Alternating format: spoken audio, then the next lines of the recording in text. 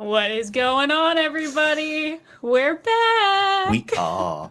Bracket show time. It How is. are you? I'm a little drunk. You're a little excited. drunk. It's what is it? It's 12 o'clock. Yep. So we're starting off good with our day drinking. Yes. It's gonna be a fun time. We have made it to round 2. It's only taken 13 weeks, but we have made it to round 2. Right. But now we get to kind of go pretty fast at going through everything. I mean, we think with this group, I don't know. Yeah. This is gonna. I hope everyone on the panel is drinking. Cheers to everybody. I hope Here, we're all here. ready for this. Yep. Cheers. Robbie, where's your booze? I had a long weekend. Yeah. I am taking it easy tonight. Because yep. Recovery night. He drank earlier. It's okay. I forgive you. You'll get drunk when you get here. That checks out. I mean, how is everybody? Speaking of weekends, how's everybody doing? This is a bit of a reunion. I know. We all were having to miss certain weeks and stuff, so it's nice to see everybody again. It is. Everyone. We're still missing Jesse and Lauren. We haven't been able to get the entire crew back on one show, but of course, we also get Robert back this week. So thank you very much for joining us, Robert. Yeah, thanks for having me. I'm looking forward to this. Course, we were joined. I was just gonna say this is a great way to start Ash and end the week. I don't know. Are you sure you're not drunk?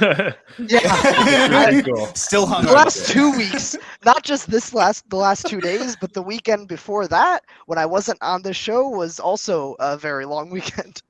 I also making the responsible choice. I also realized I watched way too much Midnight Mass last week because I thought he was about to say this is a great way to kick off Ash Wednesday, and I was really confused. Oh man, this is great. All right, so we are also obviously joined by Dan and Mars. Thank you very much for joining us today. Hello. I'm proud to be part of a group where Robbie is the only sober person. That's never happened. I know. Hey, what do I always say? Dude, you're drunk. Why are you lying? No, what? No, I'm not. I swear to God, I'm not. I always say you can't be, the smartest or the strongest person in the room, but you can always be the drunkest. Very true. And the movie trivia Schmodown champion, who I can't remember if I've ever actually been able to introduce you as that yet. I don't think I have. Marisol McKee, how are you? Hi, I'm great. I'm fabulous. I'm happy to be back at a place that I really like to be. Really? Even though we torture everybody? This is hot on the heels of I think the last time I was here, you broke a piece of my soul. That's Jake. right. Yes, I did break you. I did. I was a mess, but yeah, I recovered and now I'm back. 2 weeks later. Needed a week off. The stars have only made me, more resilient. And Adam, how are you? You already know I butted in 3 times. I'm good though. Thank you. All right, guys. So it has been 10 weeks since we've actually gotten back. Well, since we went back to the first bracket. As a very quick recap, We're going to run all the shows from beginning to end right now. We're just going to jump straight into it, mostly because I have lost that round 1 bracket. Starting up. Taylor's do the damn thing. Just do it. All right, we start with we're Sin City versus the Terminator. Ooh, stylish. Adam, I'm going to start with you. Okay. This is a good way to warm us up. So, Sin City, for me, that landed for me in high school, and I just remember being interested in it because of word of mouth, and there was a lot of excitement behind that for me when I finally got to the theater to see it, because it wasn't initially on my radar. I'd seen a trailer or two, but hadn't really given it much thought, to be honest. And then when I started hearing from friends that it was quite great, I went and checked it out. And especially at that age, that movie blew my mind. and I do revisit it once in a while and think it holds up pretty well overall. I think the sequel, while not amazing, has some good stuff in it. And I just really like the style of that world. But The Terminator is just one of my favorite science fiction movies ever made. And it's, effectively one of my favorite horror movies ever made too, by default. It's just, it does so much with so little. And my fantasy for the Terminator franchise is to, when they eventually make Terminator 7, just do a $10 million version of the Terminator. That's what I want. And it would be fantastic. Return to this creature being scary again and being this unstoppable killing force. I have a lot to say about the Terminator. It is ultimately my vote, but it's tough because Sin City's great. And, if it doesn't make it to the next round, I can bear that on my conscience, but the Terminator is my vote. All right, Robert Parker. So Sin City came out when I was in high school, and I decided to go check it out in theaters after hearing it. No. So You were a What is child this when Sin timeline? City Yeah. came I out. was like, wait a minute. Wait a minute. You're thinking of A Dame to Kill For. It did come out when I was in high. No, that's actually Yeah. true. Exactly. So I am actually going to go Sin City here. I think everything that Adam said about it is true. I think it's just so unique. There's nothing else like it that came before it, at least. It's just one of the most unique movies you'll ever see. The narration works so well. All the performances are good. Like Bruce Willis is trying. There's a lot of good stuff in Sin City, and Terminator is wonderful too. I just, the last 10, 15, maybe even 20 minutes of Terminator, when they like start into the truck chase and stuff like that, it just loses my interest a little bit. So yeah, I'm gonna go Sin City. I like Terminator a lot, but Sin City rocks. All right, Marisol. This is actually tough for me because these films both deserve a lot of recognition for different reasons. Parker, you said it. There's nothing like Sin City, and as far as like a graphic novel, as far as something that feels like a comic book, like the pages of a comic book come to life, it's hard to think of a better example of that than Sin City. It is such a fully realized vision that it's so saturated, it's so dense, it's so pulpy. Those kind of stories are infectious. Sin City is a marvel, and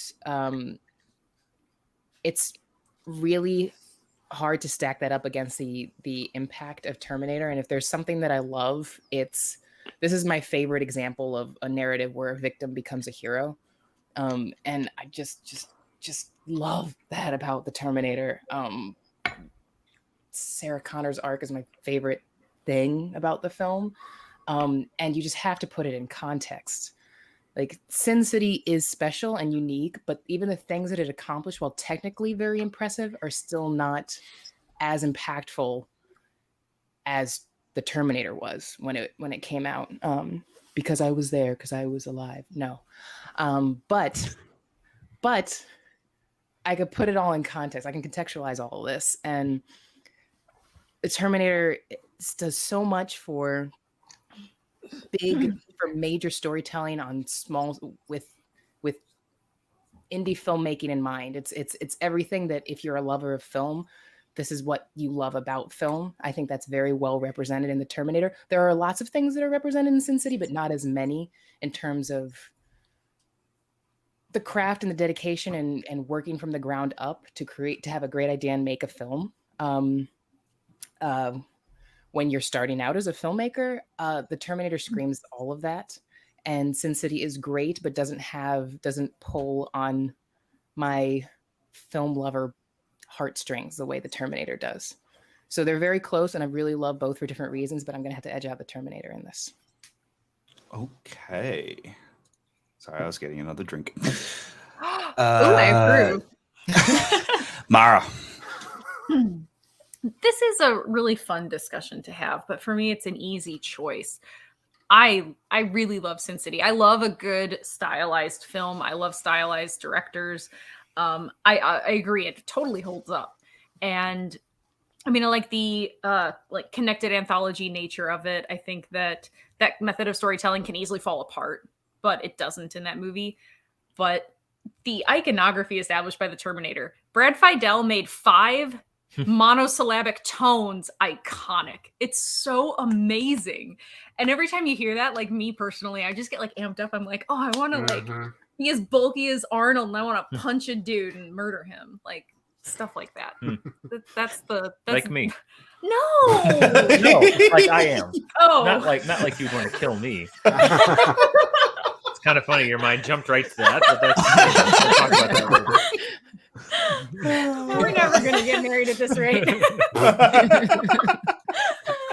can't really top whatever he did there, so I'm gonna just say the Terminator and move on. I'm gonna have another drink. Cheers. Cheers. Taylor, I'm going to jump to you. Great. Love having to follow that. This is That's our best amazing. episode ever. Yeah, so this one's an interesting one. I think The Terminator is a movie that when I look at these two, it sticks out more to me as a movie that I just enjoy more, and that I think, I don't know, it's just more memorable to me for a lot of reasons, for story reasons and visual reasons, and just kind of the whole package. I think Sin City is good, but I think when you put these two up against each other, it's kind of an easier choice for me, so I'm going to vote for The Terminator. All right. Dan. Well, Sin City was a college movie for me, and I remember watching it like from the first with the red. You have the Josh Hartnett and then the red letters and that saxophone coming in. I was like, hell yeah! Like this movie, yes, that was my jam. When I got to LA, I remember my first flat screen TV, which is like one step up from Michael Scott in The Office. But I would, if I had people over, I would put on the DVD of Sin City to show off my flat screen television like a fancy pants, because it was so cool. It is a really, like, it does hold up. I don't know why the sequel was so not memorable, but it wasn't. But this is really good. Mickey Rourke, I mean, just perfect casting as Marv, and I agree. Bruce Willis trying is always a great thing. But the Terminator, I'm glad I don't have to worry about my language, because, you know, I have to say, fuck you, asshole. Terminator is like, it's not just because I've revisited. I like look at Terminator like every 5 years, because I'm like, okay, is it nostalgia or does it hold up? Because that's a good question to ask yourself every once in a while. Like, does this movie actually hold up? And I would say the only thing that really doesn't is some of the more some of the constraints they had as far as like stop motion and some of the models and stuff don't quite hold up, but a lot of it actually still does too at the same time. So I think the movie actually holds up. The score, again, like Mara said, from Brad Fiedel is great. Michael Biehn, my boyfriend, Linda Hamilton, and then it's one of my favorite movie endings ever. I love it when she's at that gas station. The guy says there's a storm coming, and she says, "I know," and then you hear that bam bam bam bam bam, and she's going down the road in the storm clouds, and it's such a great ending to a movie. Sin City, I think it would take a lot of other competitions for me, but in this one, I've got to go with the Terminator. Yeah, I definitely also would lean towards Terminator. Dan, you said it. The only thing that really doesn't hold up is the shot of when it's just the ectoskeleton walking through, and even that isn't terrible. I have seen a lot worse CGI that has not held, or stop motion that has not held up. So like, looks better than The Mummy Returns. Because it was made like 15 years later, and it looks better. Terminator looks just better. Such a random example. Well, because Mummy Returns is awful CGI. The Scorpion King in Mummy Returns? You mean the scorpion we found in our living room last Yeah, week? exactly. So with that, I am also voting Terminator, and Terminator makes it through to round 3. Is our first movie onto round 3. I've got the hiccups, and the hosting with the hiccups is just. Do you get like Looney Tunes drunk when you drink? Sorry? When he gets America drunk, he does. A little bit. This is gonna Like be This is I want about bubbles Yeah. come out of your mouth. I want you to get Mel Blanc drunk tonight, Jacob. Yes. That's our goal. Oh my gosh. Oh god! All All right, right, next. let's move on to our next matchup. What do we got? 300 Rise of an Empire versus Incredibles 2. How'd this shit Two get through movies again? that are so similar and just so like the same movie. It's really hard to pick them. So Marisol, I'm going to start with you. Okay.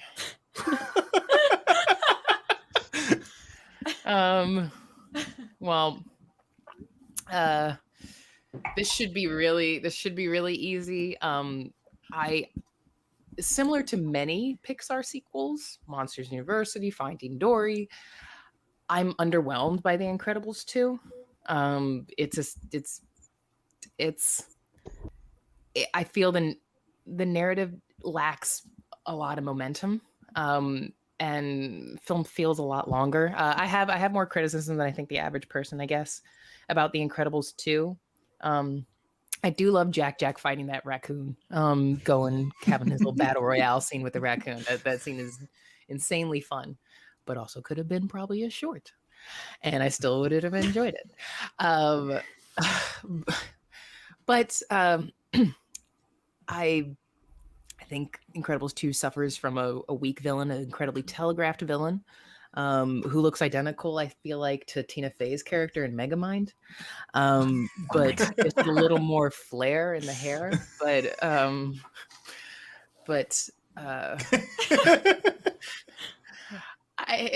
300 Rise of an Empire, I remember talking about this film in round one, and what it has going for it is an incredibly memorable scene of, I guess, battle sex. I don't know what you want to call it. That is exactly what you call it. Yeah. That is the correct term. Yep. An incredibly ridiculous, Indeed. over the top scene of battle sex. And if you twisted my arm and asked me which film I would want to watch again, I would still pick The Incredibles 2. I love that family. I love the Pars. They're a great family, even if the movie is underwhelming. It's no The Incredibles. I gotta watch it over 300 Rise of an Empire. I mean, look, the only reason 300 Rise of an Empire made it to this round was because we were all like, yeah, I guess battle sex is like cool. Like that's literally the only reason it got to this point. What was it So- up against? Do you remember? Let me have a look. All right, let me find what it actually went up against. Yeah, I don't remember. It doesn't But, matter. yeah. I was just Mediocre curious. film. It's quickly. I can find it very quickly. It went up against Transformers: Revenge of the Fallen. There you have That it. makes sense. Oh, Yeah. okay. Yeah, I would have put it through too. Yeah. We had no choice. Okay. Uh, All right. Let's go to Dan.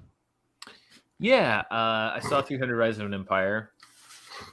It's actually funny this comes on the heels of Sin City because I think it's similar to Sin City, A Dame to Kill For, in that it's a sequel to a very highly stylized original that I like that is incredibly forgettable and a huge drop off. Yeah, it's weird. Isn't it that question that got asked? It was like it's a hybrid of a sequel, prequel, and whatever. And but mid-quel. mid-quel or whatever you Mid-quel. want, Yeah. mid-quel, sequel, and prequel. But it's very odd. They Sure it still is. willing to have their cake and eat it too. Eva Green's in both of them. Naked again, which is odd. There's a lot of it's true. There's a lot of things that tie these two movies together. She's very, very comfortable with her No, body. it's She's odd naked that in like these every it's movie odd that except these two Bond. movies would happen to be next to each other. I see. So yeah, Incredibles 2 I enjoy. I really like I agree the Jack raccoon scene would be a great Pixar short. It's the highlight of the film by far, but I also like Bob Parr getting angry at math. It's like math is math. Like I don't even have kids, and I sort of felt this partition there. We have for children. They just don't yeah. have to do math. Exactly. So you kind of like put on its head the dynamic from the original film. So yeah, Incredibles 2 is a movie that I like but don't love. But up against 300 Rise of an Empire, it's really not close. I would also go with Incredibles 2. Taylor. Yeah, I don't really have too much to add. Incredibles 2 isn't one that I really go back and rewatch very much. Like there are parts of it that are fun, and I don't necessarily think it's a bad movie. But when you compare it to the first film, it's definitely a step down. It's not as fun. It's not as interesting. It's not as memorable. But I really don't see an instance where I'm like, Rise of an Empire. That sounds like more fun than Incredibles 2. No, I just don't see that's never a situation that I've come to. So we're gonna go Incredibles 2. All right, Adam.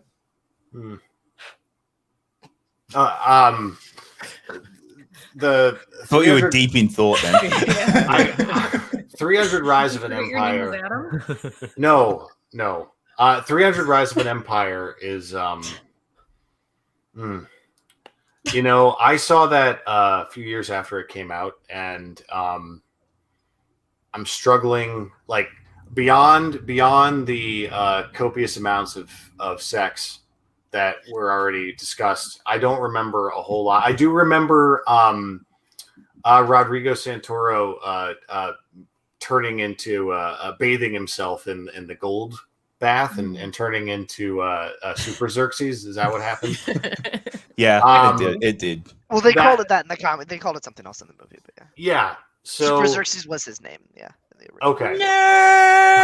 That's not true at all. I'm totally bullshit. I don't know if that's true. Yeah. Uber Xerxes. Yeah.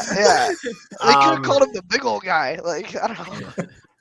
And we already, I think in the last round we pointed out that Dark Shadows preempted this battle sex scene with Johnny Depp. Yes. So that happened. But Incredibles 2, it's unoffensive, but it is too long, and it has some good things. I echo everyone's opinion of like the first one, obviously being superior, but it's not much of a fight in this one. Rise of an Empire got through because it went up against poo. So Incredibles 2 gets to go on as far as I'm concerned. Robert? Echoing everybody else. I agree. Incredibles 2 is good, not wonderful. I think it tries to be tongue in cheek with its like screen slaver. Sorry. That was random ass Sorry, cough. No, too much water. Yeah, you know it. I think it tries to be really. Oh, wow. Slow down. We're good. All right. Robbie, do you need a lozenge? I'm going. Drink It's my being water. force choked. Darth Vader's in the room. It is. I am a first of big all, fan of 300. I'm speaking out against Disney, and they're coming for me. Our corporate overlords. I love you, Disney. So I think Incredibles 2 tries a little bit too hard to have some of that social commentary, and it's just real rich coming from Disney and Pixar, and I just don't think it lands. I love everything with Edna in this movie. Edna and Jack's adventures. Make that a Disney Plus show. Like, give me that all day long. 300 Rise of an Empire. I do think it's important to note, like, the couple years where Eva Green was one of the biggest movie stars on the planet, and how that was just a simpler time. But I do think, Incredibles 2 is going to have to be A bygone era, Robert. Right. There was a time, I now Mara? have in my mind this image of Darth Vader just taking off his helmet, just the steam coming out, and then it just being Mickey Mouse underneath the helmet the entire time. I never knew there could be so much green in the whole universe. There you go. I get it because it's money. I get it 'cause I'm Jewish. All right. Anyways, I'm gonna go on a total tangent here. Has anyone ever seen the Eva Green movie where she and her boyfriend get in a car accident or whatever, or he gets in a car accident and he dies? So she uses his DNA to clone him and have him as her own baby, who then grows up, and then once he's like of legal age, she consummates her physical relationship with him, and then he leaves and never says anything to her ever again. And like, she birthed I'm him. putting it on my Letterboxd watch list, whatever it is. It's a real movie. I didn't make that up. I don't think I've heard of this movie. I don't think I have either. Here, yeah. I'm I gonna think. look it up. Okay, well, it's Womb? something. The film called Womb? Womb. That's it. Yeah, the thing where the lady the parts and Wow. the baby. Yeah, that's What the one. is Parts this? of the baby.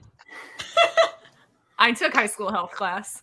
Hey, Jacob, throw it in the bracket. Yep. All right. Here we go. Anyways, also Dreamers, also just a Oh yeah, Dreamers. Dreamers is Dreamers good. I've seen. You can't unsee that. Yeah. Nope. So yeah, I'm gonna pick Incredibles 2. Go see Womb. Yeah, Rush out. at me about it, please. Hey, Bloom was the Junior Jury Award for the Environment is Quality of Life Prize at the Locarno International Film Festival. So laugh all you want. Wait a second. I think we all need to have a watch along of this movie. It was a Golden Leopard nominee. Because- Nominee for the Mari, can we Golden watch it Leopard, next week? so- Can we find it somewhere? Can I like, I mean, find it on we Amazon can. or something? We can definitely find it somewhere. We're gonna have to drink though, because it's weird. Like it's really weird. Like I they make kinda you want wanna- to root for her to have sex with the child she had come out of her vagina. Does Weird. this strange child thing know that she is his mother, It finds out. or is this like okay? Man. Are I'm you drunk glad that I enough to ruined handle the the entire information show. that's I coming think I'm at you? too drunk to handle the information that's Oh coming no at no no! me. Wait, let's wait and watch it in December. All of us. You, Oh, Robbie, God. you can Okay. come over to the Airbnb. Sure. All right. So many questions about womb. Okay. It's not even on Separate this episode, maybe. What's next? I'm gonna move on to the next movie. Incredibles 2 makes it through to the What do you third think round. makes it womb? Wow. Next up, we Instant have callback. Darkman versus A History of Violence. Oh, this is sad.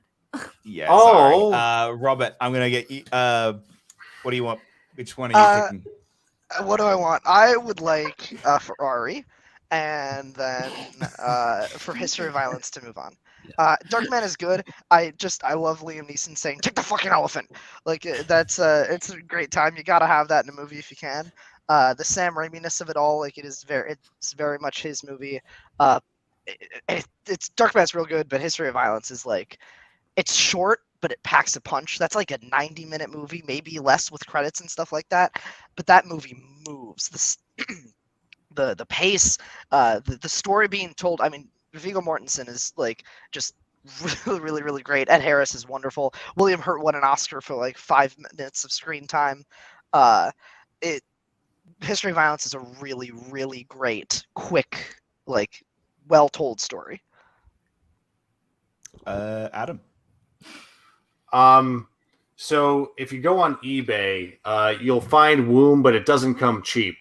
$22.39 for the buy it now Yeah. price. All right, if So- seven I was of about us to pool say, our money, then I that's found affordable. the streamability score is 0 out of 100. Not available to watch free. Not available to stream on a subscription service. Not available to stream on a TV Everywhere service. Not available to rent or buy. Okay. All right. So only the physical copy is an so- option. So we're gonna Okay. have to pool our money and buy a physical copy of I'll this. put in All right. $3.07 for that. Okay. Okay. Yeah. Well, the Perfect. shipping is free. That's the good part. Oh, So- Okay. yay. All right. Womb aside, Darkman and A History of Violence. These are both really good movies for different reasons. Darkman is I Get ruined ready. the whole episode. I'm so proud. Get ready, Get ready, Marisol. That's a 5-pointer coming soon. Yep. And Matt Smith is her baby husband. Just so you know. Okay. Yes. So that could come in handy. I'm gonna get a refill. Bye. Okay. In the category of dramas, what Doctor Who actor portrayed the husband, later child of Ava Green That's in a the 1 in 4 2010 shot. That's a bad film question. Womb? Who was the husband toddler? So This episode's gone. It's gone. I mean, it was already going to be with the alcohol, but it's man. I can you get FOMO if you're with people? Like I don't know. Darkman is so cool. Let me just get back to what Appreciate Adam trying to get this Yeah. back on track. There's a really bad video game for Nintendo of Darkman that like is worth revisiting if you have the means. But History of Violence, what that was a movie that after it came out, people are like, that was based on a comic book? Oh wow. And I was one of those people who sought out the comic after seeing the movie, and I really, really liked it. I was really impressed with it. It really acquainted me with the idea that there are so many possibilities with that form of storytelling. And that's what I give History of Violence so much credit for, because of my personal interaction with it.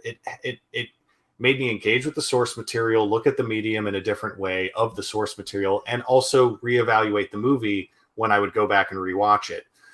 And Darkman itself is the greatest, like, it's just such a fun, subversive superhero movie that isn't trying to say too much all at once. It is what it is. It's so earnest. It's so fun. This is really hard for me. Because of just some of my personal connection with the story of A History of Violence, as well as the source material. It's a slight victory for that, but it's under protest, Jacob. It's not a full FU, but I hope you stub your toe, man. Marisol. This is very straightforward for me because I have not seen Darkman. I've always wanted to. I'll say yes. Mike If Sam Kalinowski is Raimi's. very disappointed right now. I never. Yeah. You He see- just you punched hear a this for hole the in the first side of the Bates Motel on the time? I'm Universal hearing this lot. for the first time because I'm not crazy. I've never admitted this in the okay, all right, in front of Mike, but hopefully he's not watching. Yeah, so this is really easy. I if Sam Raimi's in the director chair, I want to watch anything with him in the director chair. So I just have to watch this and just stop slouching and just watch it. But I still feel confident. I'm really gonna, I still feel confident that even if I had seen Darkman, I'm not saying I wouldn't have liked it, but I still feel confident that I would have voted for A History of Violence. This movie was very impactful when I saw it for the first time. I was very caught off guard at how captivated I was by everything and how sucked into the drama and how fleshed out these characters were and how absolutely engaging the film is. And I adore the relationship between Viggo Mortensen and Maria Bello in the film. Very tender, very honest, very, very warts and all relationship between a married couple that it was very refreshing to see. And I think this film was great. Tragically, I feel like this and Cronenberg, between this and Eastern Promises, I feel short to a fault. I still feel like all of a sudden the movie's like, whoa, it's over. Gotta go. Sorry, the movie's over. I do feel it's a little bit short. I would have liked the third act to have been fleshed out a little bit more, especially the way it had been so delicately building. But still, even with all this, no slight to Darkman, I just think I still would have voted for A History of Violence because it was impactful, and always has been every time I rewatch it. So, History of Violence. All right, Dan. Hang on one sec. Hello. Hey, Mike. Me neither. Darkman, I know. No, I know. Okay, we'll talk about somebody this cut off his electricity. Sorry, he's very- real quick. The Very betrayal, Dan. The What's said on this show is private on a live internet stream. That's why we Internet. broadcast it privately. This is a very tough one because Darkman is so unique. I remember when I was a kid, my mom, because she let me watch Batman, so I think she thought that Darkman was like similar, and we got to the part where the guy was going to cut the dudes off with his cigar cutter, and she was like, "Turn it off! No, Oh, we're not doing God. this anymore." Yes. She was not quite ready for the darkness of Darkman. It is very dark. This is another one. I think in a different scenario, I might vote for it. But A History of Violence. I mean, William Hurt, a great right. Yeah, right. I'm thinking of the right. My brain is slide. Yes, William Hurt. Yeah. Great performance. Vigo, there's like a Vigo Sans in the mid 2000s. I mean, it's yeah. always the Vigo Sans, but there's a real Vigo Sans in the mid to late 2000s, and this was part of it. Maria Bello, I think, is always an underrated actress. I love seeing her in movies, and it just kind of shows that, like, when people write off like comic book movies or graphic novel movies, like I bet you they love movies like this and Road to Perdition and other movies that they didn't even know are based on, you know, basically the same medium.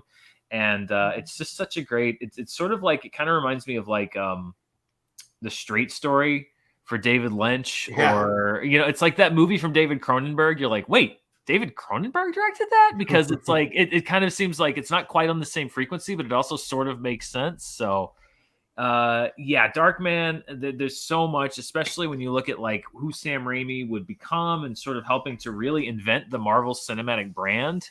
You know, the origins of that, it's so much fun to revisit, but up against A History of Violence, I've got to go with A History of Violence. Tell. Yeah, I'm not gonna take up any more time. Everyone's kind of said everything that needs to be said, and I'm just gonna go with A History of Violence. All right, Mara. I have no idea what has happened, but I know what should have happened, and I'm gonna trust what the people around me have done. I'm gonna give Darkman the pity vote and the chaos vote because I'm sure it got no other votes because it is so wholly unique and of its own kind. And while I agree, History of Violence is clearly the superior film in terms of most like quality metrics, I love revisiting Darkman. So I'm going to give it the pity vote. And that's the deciding vote. It was Darkman not. goes through. It was not. I was the only vote, was I not? You were. History of Violence does make it through. You know, 13 minutes, I've gotten to know what people are going to do, I think. Yeah. Next up, we have, I'm very sorry for this, Mara, I'm going to make you go first. The Matrix versus Avengers Age of Ultron. Okay. I see what you're doing here. You're trying to play on the fact that I am much more supportive of Avengers Age of Ultron because it is a linchpin to the things about the MCU that people love. The follow-throughs that happened in Avengers Endgame, many of which were set up specifically in Avengers Age of Ultron. I'm much more kind to that film than other people are. Plus, James Spader is just, he's a moisture generator. He's like one of those misting fans. I have to bring out moisture. It's my job. It is. I'm a moisture farmer. It is your job. Like Owen and Baru. Owen, yeah. Yeah, except I actually make money with mine instead of them just dying in the desert. I speak the language of binary load lifters, so that's why we're such a good pair. Yeah, and sad but true, I was killed by Boba Fett. Just ask me about my fan theory. Okay, so, man, The Matrix is just such a visionary powerhouse, and again, I love stylized filmmaking. I think that particularly at its time, it was groundbreaking, especially that the lobby scene. I mean, just stands out so much. So well done. I mean, Keanu was the perfect blank slate for Neo, especially in that movie. This is very, very tough because he's not even here, and I know he can hear me, but I know he threw this on you and then just ran away. Like, well, he can hear me. I know you can. So, is he peeing? What's he doing? I think he's getting another drink. He's getting another sangria. Ooh, I could definitely Sangria? hear you. I could definitely hear you. I don't know. I actually don't know what it's he's noon drinking. there. Sangria is a perfectly acceptable drink. All right. No, I'm having wild turkey and Coke. Hey, Hello. man, my man. Only thing I drink. So, All right. Gobble gobble. oh, POV ended. The only reason I know that is we got the POV bump. So yeah, POV must have just ended. Okay, well, you know what? In light of that, in light of our increasing viewership, I'm gonna also be a chaos vote. The Matrix will easily soar through this round with every other vote, so I'm gonna give Avengers: Age of Ultron its pity vote because without that movie, some of the most favorite, cherished parts of the MCU do not occur. So there's its pity vote for you, even though it is the vastly inferior film as far as, again, objective metrics. Robert. It will not easily soar through because I am also going with Avengers Age of Ultron. Oh, fuck off, Robbie. I was gonna text you before the round. I was gonna be like, "Hey, I'm going Age of Ultron if you will," because I didn't send it, but I thought about it. No, legitimately. So Matrix is obviously like very good and very, very influential. It's like the epitome of like in my mind, it's like a hits blunt once movie, and it's like, what if this was all a simulation, dude? Oh, And like, Sorry. no, we're fine. We're all fine here now. What do we do? Trying to get the cat to stop grooming. And then he I hit see me. it. No, Matrix is good. I love a good Joey Pants. Anytime Joe Pantoliano's in a movie, I like it. Hugo Weaving obviously kills it as Agent Smith. But Age of Ultron is like, in my mind, probably the most underrated MCU movie. I think it's like I am unashamed that I think it's great. It's the out of all the MCU movies, it's the one I've seen the most times in theaters. It is just such an important movie. It's a tentpole movie for the series. It sets up everything from, Cap and Tony, and just everything that comes after. And it's not just a setup movie because there's real payoff too. I mean, just Vision's in the movie for 30 minutes and Paul Bettany like knocks it out of the park. There's real consequences with Quicksilver. It's not a death resurrection. There's real stakes. I have lost my train of thought completely. Age of Ultron. Sorry. You're the sober one, Robbie. Come on. I know. I'm so tired. Adam. So imagine a movie where Neo and Ultron fight each other, and Aunt May is held hostage the entire time, and you have The Watcher, which is a movie that is not very good, but it endlessly fascinates me about how it got made, and Keanu's the villain and James Spader's the hero. It's crazy, but Age of Ultron, I think Robert's points are very fair. I think it's a movie that grew on me after more stories came after it and helped contextualize it. And so now when you go back and watch it, there's a lot more you can appreciate about what it was doing. That's kind of how I feel. Well, speaking of Keanu, that's kind of how I feel about John Wick Chapter 2. Like, that movie got hammered for being a setup movie in a lot of ways, but when you watch all three movies now together, they have a good flow to them, in my opinion. And I enjoy John Wick Chapter 2, even though it's a lot of setup, and that's what Age of Ultron is. But The Matrix was one of my favorite movies of the 90s. It's regardless of anything that came after it in terms of the franchise, it stands alone. It's a movie that you can go back to, and it has additional layers to it, additional things that will resonate over time. And I just think it was a great showcase of what you could do with a story that, examined kind of the paranoia of that people had about technology in the 90s. And even though it's very much of its time in that way, with floppy disks and all that kind of stuff, you can go back and watch it and it still plays. And I will always love The Matrix, so it has my vote. But Age of Ultron's cool. That was very diplomatic. Yeah, I'm not really sure where I want to go with this, because Age of Ultron I appreciate more than it seems like a lot of people do. Like, I really enjoy Age of Ultron. I enjoy what it set up and what it gave us, but like, there's also The Matrix. So like, I don't know how to weigh this one up, to be honest. Yeah. This one's tough, because I appreciate The Matrix a lot. I think it's a great movie.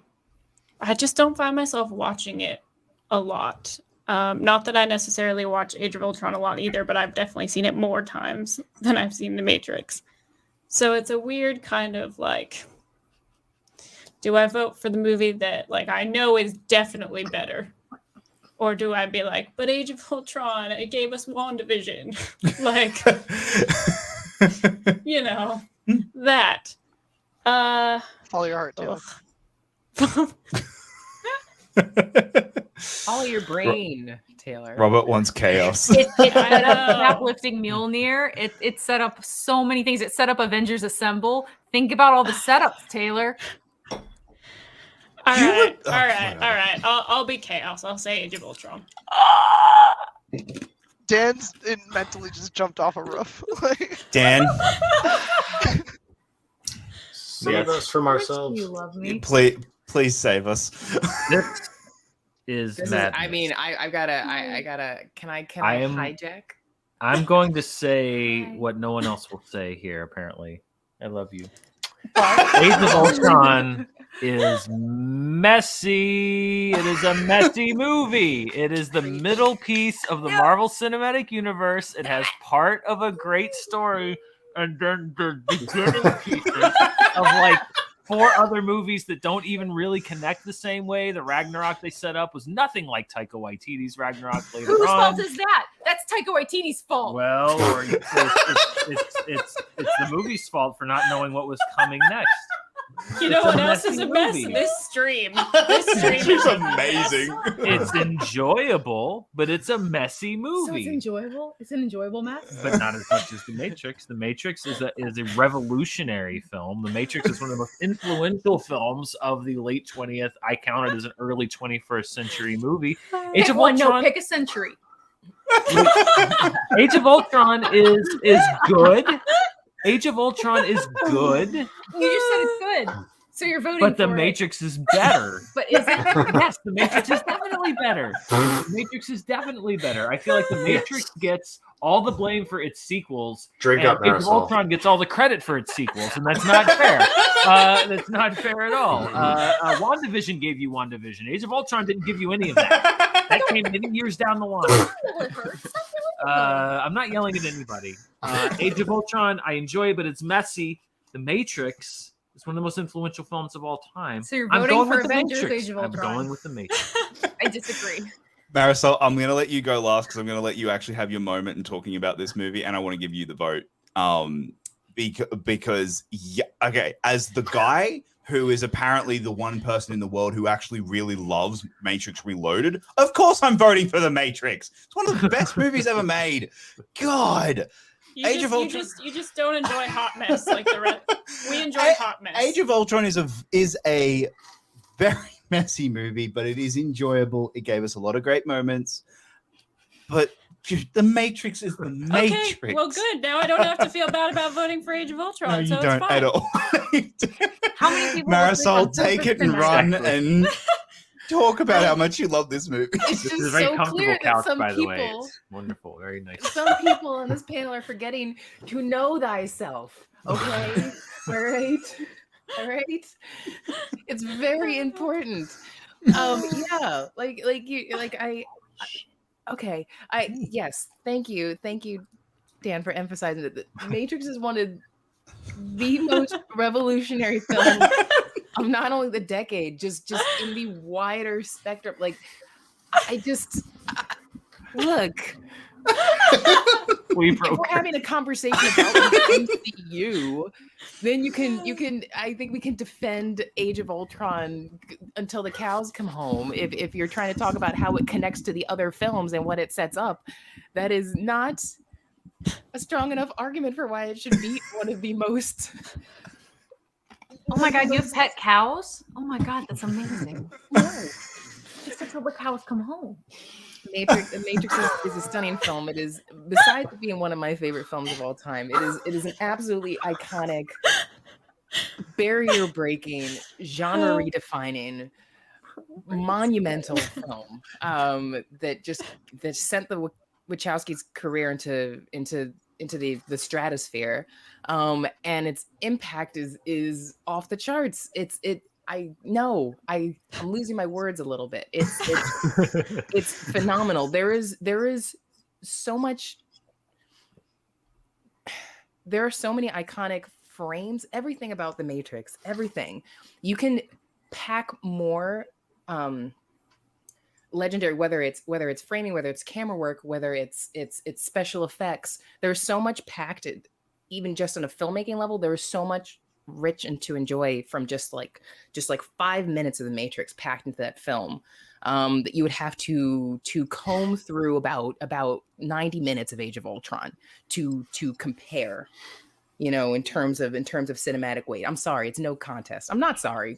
Don't apologize. Who did I Speak just your apologize truth. to? I Don't don't know. apologize. Hey. Well, then was I will not be having anyone say, "Hey, come on, why are you picking Age of Ultron?" I will not apologize for my hot mess. I will not apologize. I'm sorry. Only one of these movies has Chris Evans ripping apart a log. Oh my god, yes. I'll take How that did we over not Carrie talk Ann about Moss that? in leather any day. Well, actually, I love all of you. I respect all of you so much. But if the Matrix does not beat Age of But- Ultron, I may riot. I very much apologize for the matchup that's coming later for you, Marisol. I'm so sorry. Oh my god, I know what it is. Oh, that sucks. I can do the mental things. That sucks. All right. All right, next up, Next. Blade versus Unbreakable. Ooh. Who hasn't gone first? Oh wait, I did already. I don't think I did. Robbie. Yeah, Robbie. All right, let's start with you. All right. Unbreakable. I think both of these movies are real good. Or varying levels of good to real good. I like Blade, but it's really, really dated. I respect a lot of what it did for comic book movies, for superhero movies, but there is not like there's way. We're gonna restart that sentence. How are you the Yeah. sober one? I'm more I don't know. And I I don't drank know. almost, we've almost finished a 750, man. Come on. I don't know. I think a lot of the visuals of Blade like kind of suck now, and I like Wesley Snipes, what he's doing in that movie. I like Chris Christopherson. Like I like Blade, but Unbreakable is just fascinating. It's like Superman is on Earth, but he doesn't know he's Superman. Samuel L. Jackson is really, really interesting. It's just a much more interesting movie that you can think about more, that you take more away. The scene in the kitchen where his son confronts him, that scene alone is better than anything in Blade, except maybe the line, "Some motherfucker's always trying to ice skate uphill." That I will always be grateful to Blade for giving us. All right, Dan. I agree with Robert that "some motherfuckers always got to ice skate uphill" is one of the best lines ever written in the history of cinema. Yeah. Here's It is a perfect match of actor and line. Only Wesley Snipes could deliver that line. Only Wesley. No other actor could ever Mahershala deliver Ali that. will not be able to do Mahershala Ali could not. He's a two-time Oscar award winner. He cannot deliver that line better than Wesley Snipes. He shouldn't even try. Having said that, Blade, I enjoy, but Unbreakable. I remember when Unbreakable came out. It's interesting when you compare eras, because the year 2000 was still, for a comic book fan, it could be a very lonely time, especially in the year 2000, because when you try to have a discussion with your friends about how this new M. Night Shyamalan movie didn't suck because it actually nailed a comic book origin story in a way that a lot of other movies didn't, and was able to fool a comic book fan in a way that I should have seen it coming, but I didn't see it coming because they'd hidden it behind all of this character stuff, etc. Nobody cared. Now you go on YouTube and there'd be like 15 different breakdown videos about why it was a brilliant comic book movie, etc. There was no YouTube. So I actually have a very soft spot in my heart for Unbreakable, because it was like, I was a comic book nerd, a comic book geek, and it was able to tell a textbook, in retrospect, obvious comic book origin story, but in a way that I didn't even see it coming. And I remember, like, I have always been a big fan of Unbreakable. Like, even when it came out and people were like, "Oh, it's a letdown after Sixth Sense," I always thought that movie was really, really brilliant. And yes, it's slow. I will grant you that it is slow. It's not slow, it's deliberate. It is deliberate. And listen, I'm a Glass defender, and I'm sure Glass didn't even move. I'm sure it's long gone. But if I'm going to defend Glass, then I'm sure as hell going to defend Unbreakable. Blade is, I like Blade. The effects are dog shit. But I like the movie. But I got to go with Unbreakable. I got to go with it. Glass lost to Howard the Duck. Yeah, because these motherfuckers voted for Howard the fucking Duck. Wait, we weren't there that week, and please go back. Howard the Duck. I was there that week. I don't Dan, remember what Chaos happened. round. That was a chaos round, Dan, I admittedly. spent so I'm much going time back. trying to tell them why they could not vote for Howard the Duck, and I had to sit here. I'm pretty sure I voted for. I'm gonna find this I'm episode. I'm scrolling pretty back sure in my you. messages. I know. I'm wanna pretty read sure the you, message. Madam, and me, and someone else voted for Howard the Duck. No way. Maybe. We'll see. All right, hold on. You I'm, definitely did, Parker. I remember this because I remember you texting me. I would just like the record to show that if Dan had been here, I It might would- have gotten justice Oh. for Glass. Oh, I would have voted for Glass. Yeah, no question. So you text me at 12:16 a.m. my time. You say Howard the Duck beat Glass, and I say in all caps, "No fucking way, Howard the Duck beat Glass." And you messaged me, "Yeah, duck boobs and the weirdness, ha ha." And I said, "I am grotesquely offended, and I refuse to talk to you again for a little while." Yeah, Howard that the Duck? happened. So I yeah. mean, if it was like, I'd even take like, I don't know, like, oh God, almost I can't any believe other that's- movie. Like, if it was that's- like Black Widow, okay, Elektra? fine, or even Elektra, or Daredevil, or Ang Lee's Hulk. Howard the Duck. Yeah, this is what I had to sit here and deal with. Yeah, I Please slept on the don't couch that pervert night. stand. Well, I'm Um, retroactively here for justice for Glass. So, Adam, what are you voting for? So, I'm not going to shy away from this conversation. Okay? Look, you want to talk about chaos vote. That was a chaos vote that I followed through on. I made my pitch about why Glass upset me, not because it's an unwatchable film, not because it's the worst thing I've ever seen, but because I like Unbreakable and I thought it was so unique for what it did at its time. And by the time we got to Glass, I felt like it undid a lot of what I liked about Unbreakable, and I found it to be a very frustrating experience. Now, I'm not ruling out revisiting that movie down the line, and maybe, I'm always open to reevaluation. But my initial take on it was a little harsh, I'll admit. But the thing is, Howard the Duck ain't going to make it past the next round, and we're going to have a hell of a conversation. I don't even know what it's up against, to be honest with you. But look, I'm sorry. I that's something I have to bear on my conscience. But the thing is, Unbreakable for me was a very unexpected, moving film that I saw. Not when it came out. I actually saw it a couple of years later on DVD. For whatever reason, I wasn't avoiding it, but when I finally saw it, it really took me by surprise, and I was really impressed with it. And the timing was great because I had just seen Sam Raimi's Spider-Man for like the third time in theaters by the time I saw Unbreakable on DVD. And so it was kind of a great, counterpoint to like a mainstream superhero movie in a lot of ways. I agree Blade deserves all the credit in the world for being the first comic book film since 89's Batman to really, set us up for what came next with superhero movies.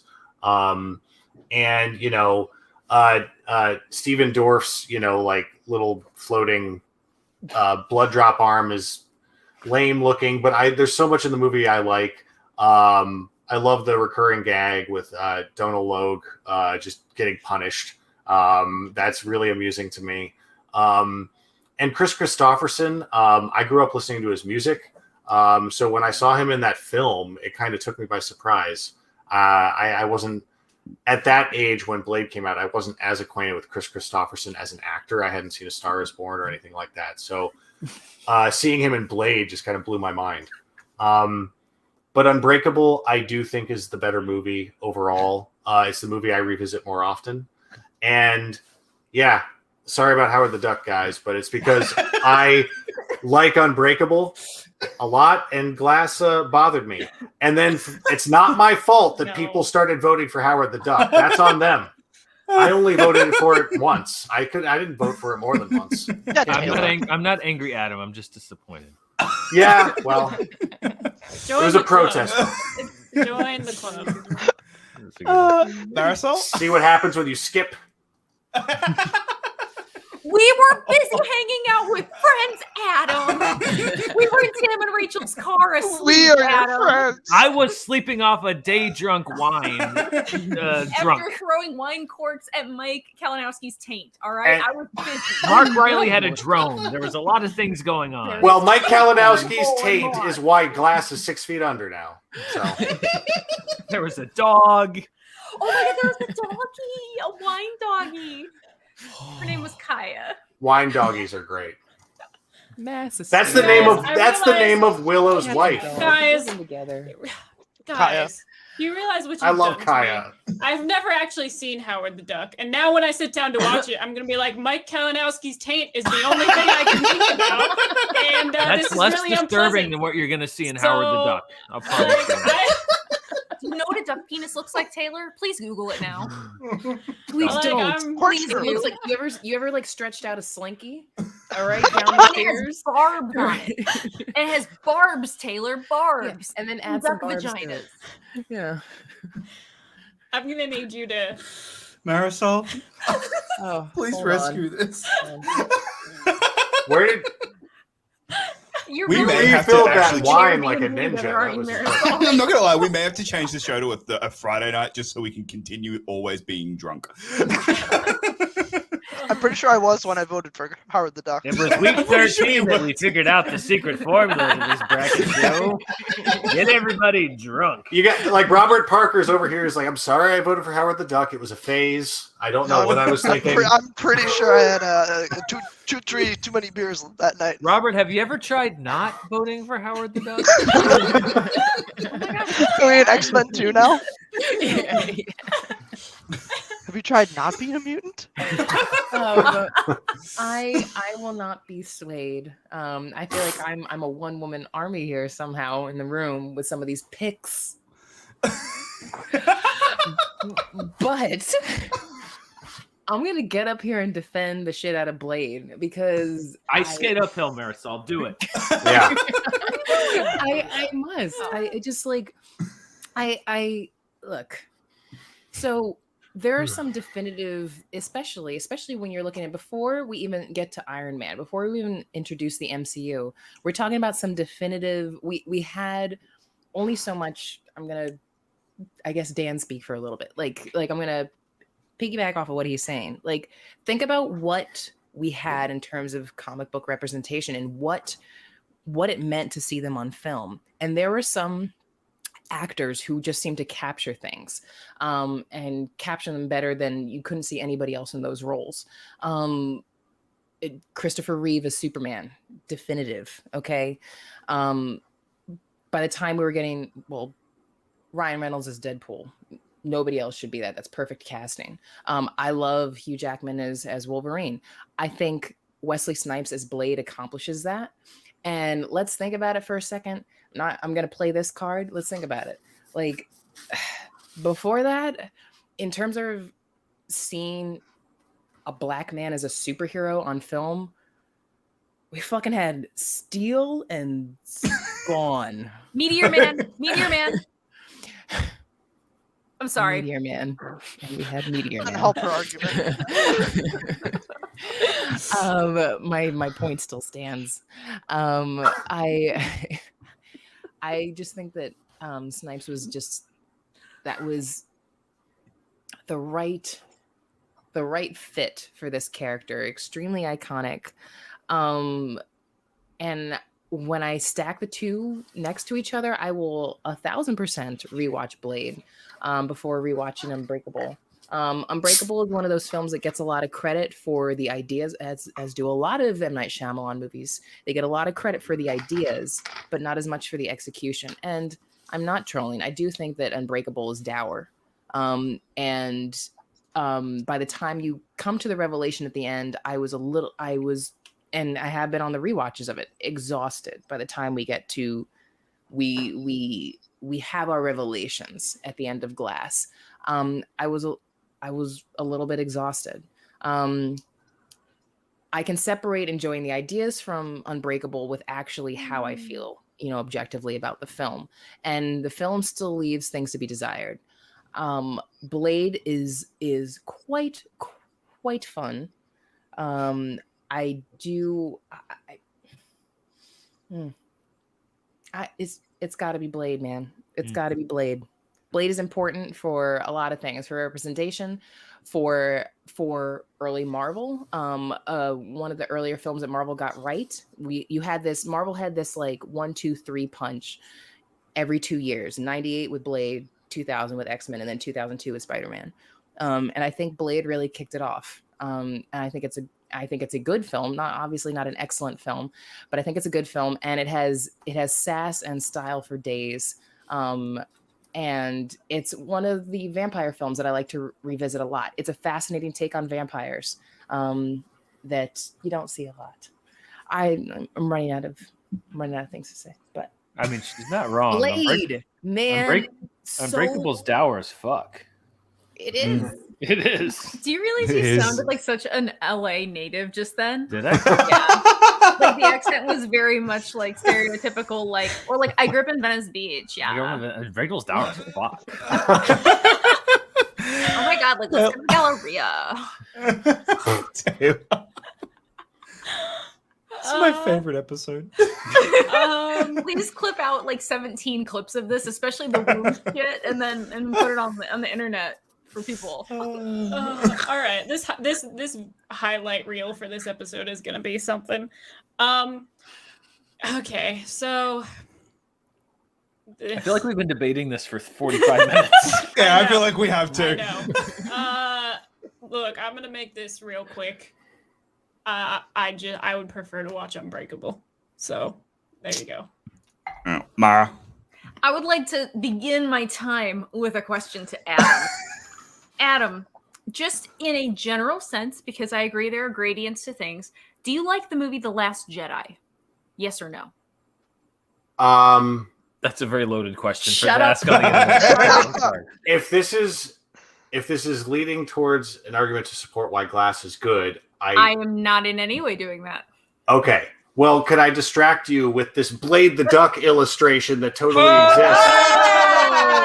That's the answer to the question. I am a Last Jedi fan. Yes. So you like subverting expectations? Is that what you're saying? So you like the movie Glass because it subverted all we're your still on Glass. expectations? I subverted expectations because no one saw Howard the Duck getting through, and That is also a subversion of expectations.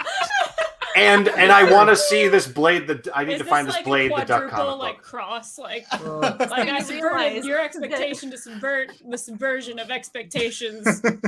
Yes. So I'd like to point out neither of my still living fathers are watching, but I would like to tell my Jewish one, now I can make you proud. I know I should have been a lawyer. Boom. All right. So, yes, being a nuclear engineer is extremely disappointing to your Jewish parents. I just want to point that out. But very impressive to your southern mother. Yeah, that's true. Okay, so I gotta say, I agree with every single word and syllable Marisol said and exactly the way she said it. I was captivated. I love the movie Blade. I don't even care that La Magra looks like it makes the Scorpion King look like it's a fucking Van Gogh, all right? Like, it does not look good. Bro. But I love the movie. She's right. Like, there's an alchemy, there's a chemistry to it. It is excellent for representation. It's also fantastic, just the idea that the person that actually solves the problem there is a woman of color in a STEM field. Like, that's fantastic. And here's my huge butt. I'm sorry, Marisol. Please don't hate me. I have to go for Unbreakable just because truly in my heart, I love the movie. I love that it's deliberate. I love it. Every single thing about it is so deliberate. Its color palette. It is so muted in every scene without either the colors associated with David Dunn or the colors associated with Mr. Glass. Like, it's just, or even the orange stuff associated with the killer guy that kidnaps all the people in the house. I love its resolution. I like the idea that I really appreciate small performances. One of the things I love, for example, Nick Cage in Pig, gonna get totally overlooked by the Academy. One of my favorite performances of the year because it's so small. Like, Bruce Willis isn't yelling, Who gives a shit about Glass? Exactly. I was gonna say yippee-ki-yay, motherfucker, but Okay. either one, that was actually more appropriate. Just stop being better than me at things. Welcome to the party, pal. Sorry. You need a refill? Do I need one or do I want one? All right. But I think that it's honestly him at his best, because I think that it's only a twist if you didn't know it was a comic book movie, which is fantastic because it's so layered. Because honestly, when we went into it, we didn't know it was a comic book movie, but as comic book people, even though you were like, well, I feel like this is something I should see coming, you still didn't really. But it wasn't a Sixth Sense straight up like, oh my God, every single thing about this was telegraphing something else. Yeah. Like, it really is obvious when you watch it a second time. It is a great repeat viewing movie. I love the score too. The score is fantastic. Like, I know it's before he started working with Westell and Thordson, but I think it stands on its own in such a great way, and it's such a jumping off point. What? You're amazing at IG stuff.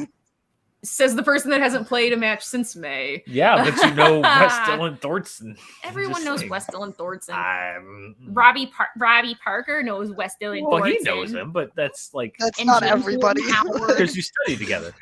It's true. I taught him everything he knows. Don't let him ever Checks say he knew out. a thing before I started helping. It's true. What was I talking about? Unbreakable for the win. Boom.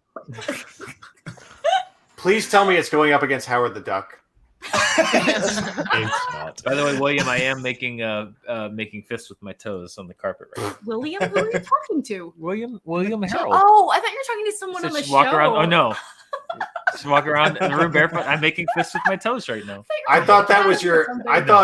I honestly thought William was your house ghost. I was excited. Well, that's Harold. Actually, no, it was Humphrey. Like Humphrey. Jurgen- That's also William's last name. like Jurgen's Sorry. Oh, there is a Rabbit. house I'm ghost. very uncreative. I'm very uncreative. For people watching GBBO, Humphrey is the MVP. It's Jurgen's Rabbit, and Yeah. our ghost is now named after Jurgen's Humphrey. Rabbit. Yes, Humphrey. Humphrey. Sorry. Continue. It's been an hour right, on Blade Nick. versus Unbreakable. Who won? Unbreakable You makes it Unbreakable. through. Do you want to read? Unbreakable makes it through. Yes, please. Next up, What's this next? is amazing. What's I love next? this. I'm so sorry. Next- I feel like it's my fault. Marisol, just remember this. Remember this. Howard the Duck is carrying the torch for Blade now.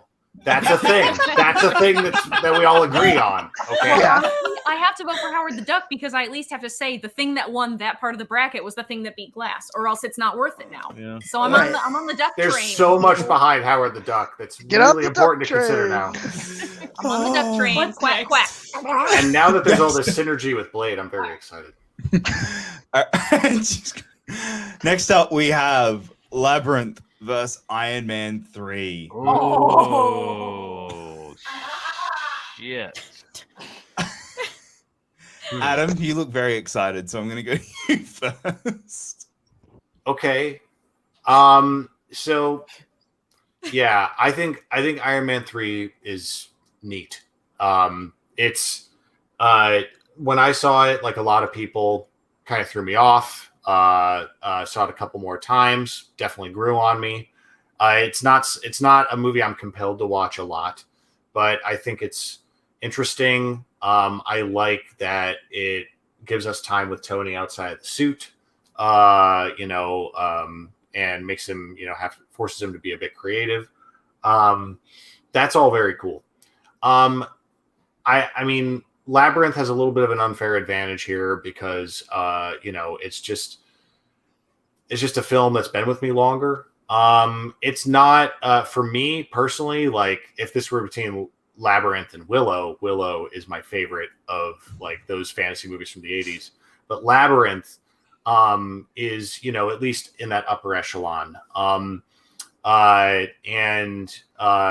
For anyone who's going to the New York anytime soon, the Museum of the Moving Image has this really cool Jim Henson exhibit. You can go see all these up close things from Labyrinth and Dark Crystal and The Muppet Show. It's very cool. Was that a subtle dig at me for not getting to New York, Adam? Yes. Yeah, you're missing out, man. The Museum of the Moving Image in Queens is very cool. And you want me to twist the knife? They have a 2001 exhibit right now, and it's excellent. Sorry, Dan.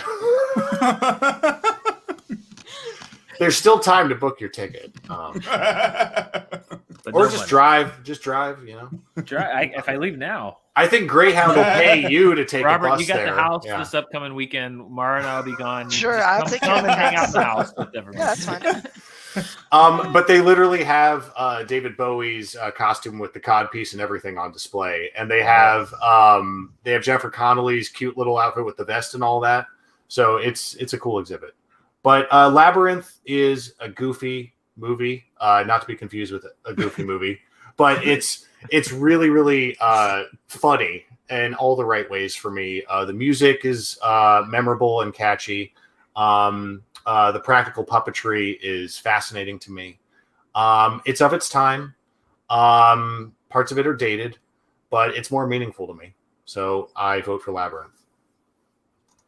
Marisol. I'm in the same ballpark with Adam. There's too much to appreciate with Labyrinth. Whether or not, I don't think the film is a home run, but it is so lush in its production design, its costume design, all of the Jim Henson wizardry. You know, there's so much to appreciate on a production level with that film. And I'm always gonna be a sucker for fantasy storytelling. It's an underrepresented genre. I thought we'd see a lot more with the Lord of the Rings trilogy when that gave it life in the early 2000s, but not mad to see the boom of it in the 80s. Labyrinth is one of the best ones, the best examples to come out of that crop in the 80s. And Iron Man 3, by this time we're at the third Iron Man. Shane Black is so hit or miss with his scripts at this point, especially in the 2010s. I can't say a lot of positives about Iron Man 3. I do appreciate the dynamic of the Iron Man War Machine dynamic. I do love them. I do love them together. I don't know if I was ready to see like a buddy film version of them in an Iron Man movie. And I do think that Guy Pearce is a weaker villain. But my complaints about Iron Man 3 are pretty surface. It just isn't as impactful to me as Labyrinth. And I think Labyrinth has the kind of pros that are much more meaningful and substantial in the long run than Iron Man 3, which is fun in its time, but literally nobody is going to care about Iron Man 3 in 10 years. Nobody. Even when some people look back at the MCU, Iron Man 3 is going to be on nobody's lists. Oh, Marisol's going to eat her words. She's really throwing down you're throwing down the Infinity Gauntlet. Dan, you look heartbroken. Dan, you look heartbroken by those. Dan, are you going to care about Iron Man 3 in 10 years? I am going to care about Iron Man 3 in 10 years, and I'll tell you why. Iron Man 3 is actually a really brilliant character study, which, for my money, is the most bold. We're going to talk about subverting expectations.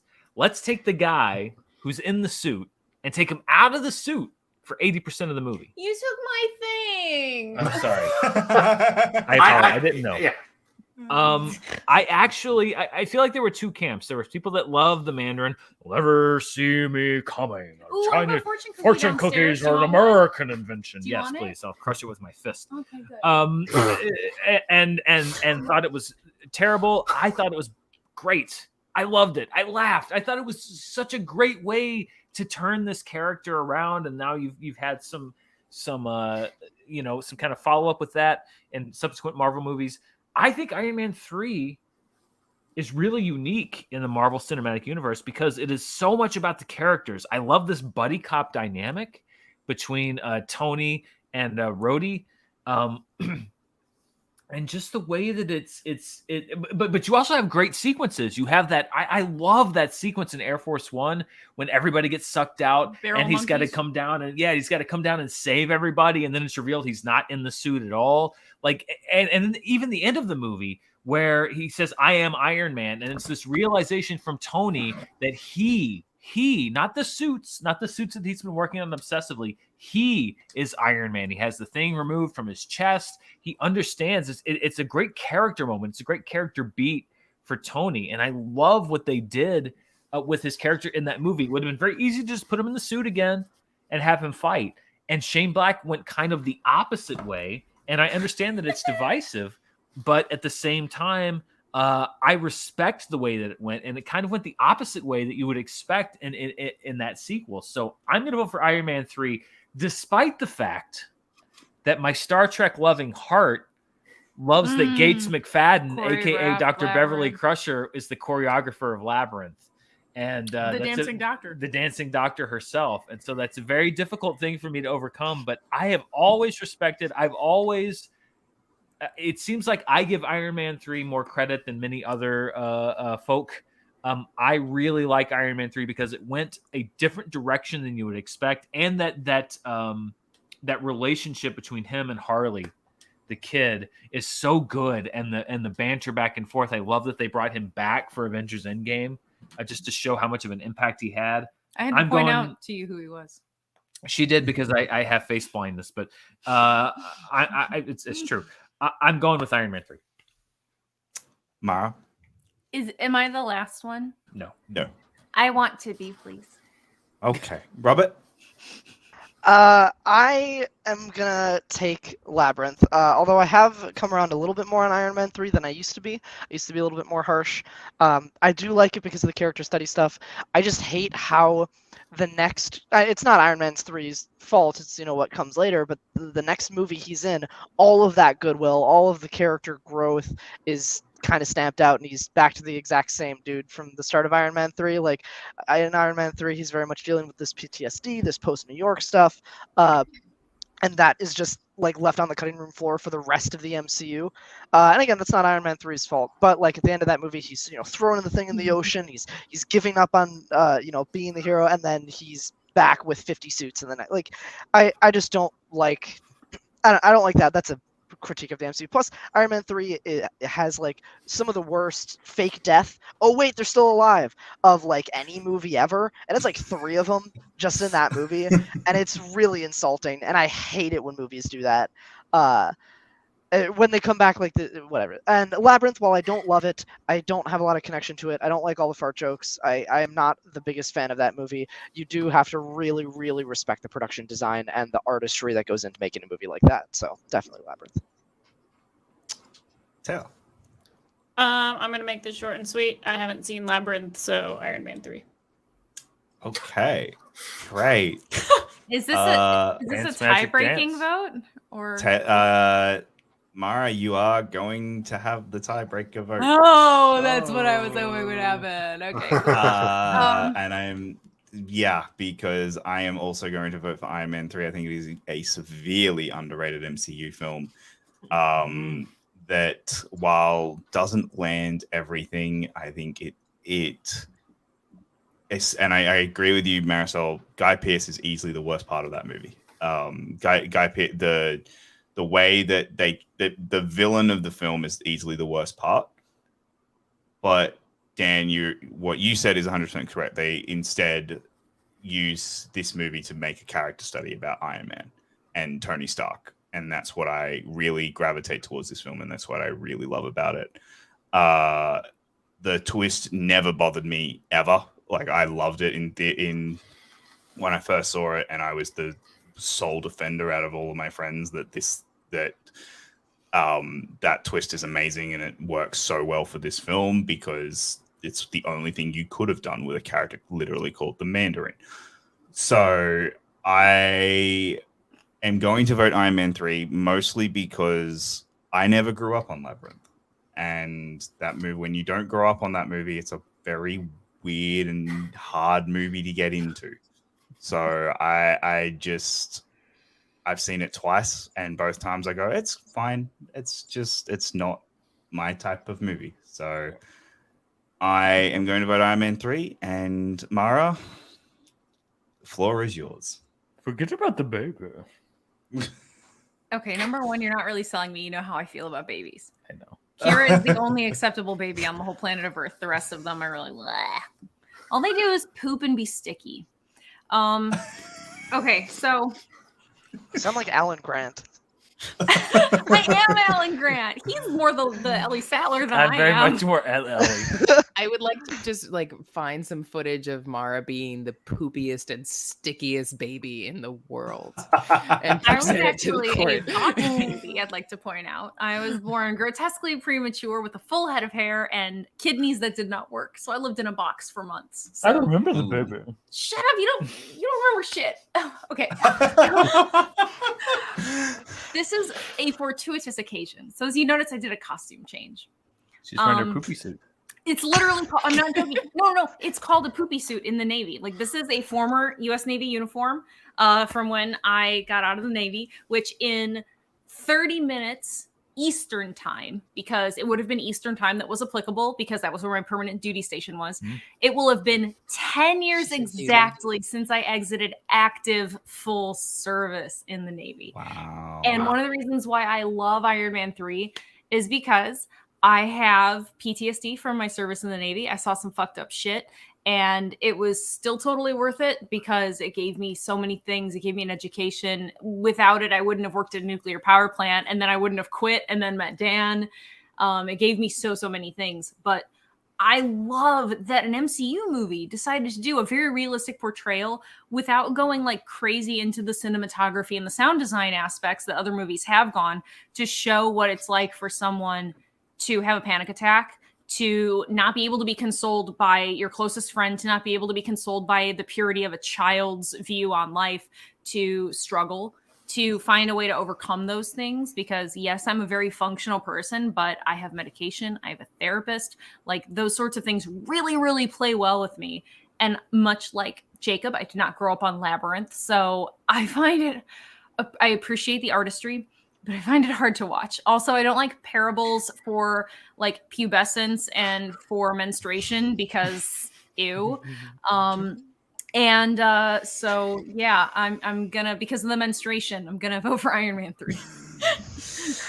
With that, I'm very sorry. Oh, man, we're just upsetting Marisol. Although you did get Matrix. Dan, I'm That was Labyrinth. the only one I Barely. really Barely. yeah. Remember that you I'm barely gonna got dig this up Matrix. now. Iron A win Man is a win 3 is a win. makes Okay, it Doesn't matter if it's through. by an inch or a mile. All right, Marisol, I'm gonna let you take this first one because It's a one. I'm just gonna make you feel better. Okay? Ooh. I don't know if this Jurassic is a trick. Park versus Men in Black 3. Oh, come Oh, Thank you, damn. Jacob. Thank you. Thank you. I mean, I'll take this moment to just say a couple of nice things about Men in Black prematurely in memoriam. Because we all know, I think Jurassic Park is a perfect film. It's my favorite film of all time. Men in Black 3 gets some brownie points because it is an improvement over Men in Black 2. Spot on casting, spot on pretty choice casting with Brolin as young Tommy Lee Jones, and Brolin steps up to the plate. He doesn't half-ass it. He commits to it. He's great. Will Smith is still drinking, I guess, baby's blood. He's still de-aging in this film, which is cool. But I guess either that or the makeup department is just on point in this film, because Will Smith looks like the same age as he is in 2 in this film. It's very impressive. I like this. I like tying into Jay's past. I like bringing in his family more into the story, having the adventure kind of be more personal to the Men in Black in this film, rather than they're just defeating random aliens. I do think that's a plus in this film. Fun theme song. We don't get a Will Smith song, but that Flo Rida song was pretty fun. And we got Jermaine Clement, which I have no complaints whenever a Flight of the Conchord is in films. Clement can do no wrong, and he's loving being the villain in this, and he's good. So Men in Black 3 is not a pooper. I do think it's decent. I do like it, and it's my second favorite after Men in Black. which you all know how much I adore Men in Black. But it ain't no Jurassic Park. Thank you, Men in Black 3, for playing. I appreciate you. I respect you. But there's the door.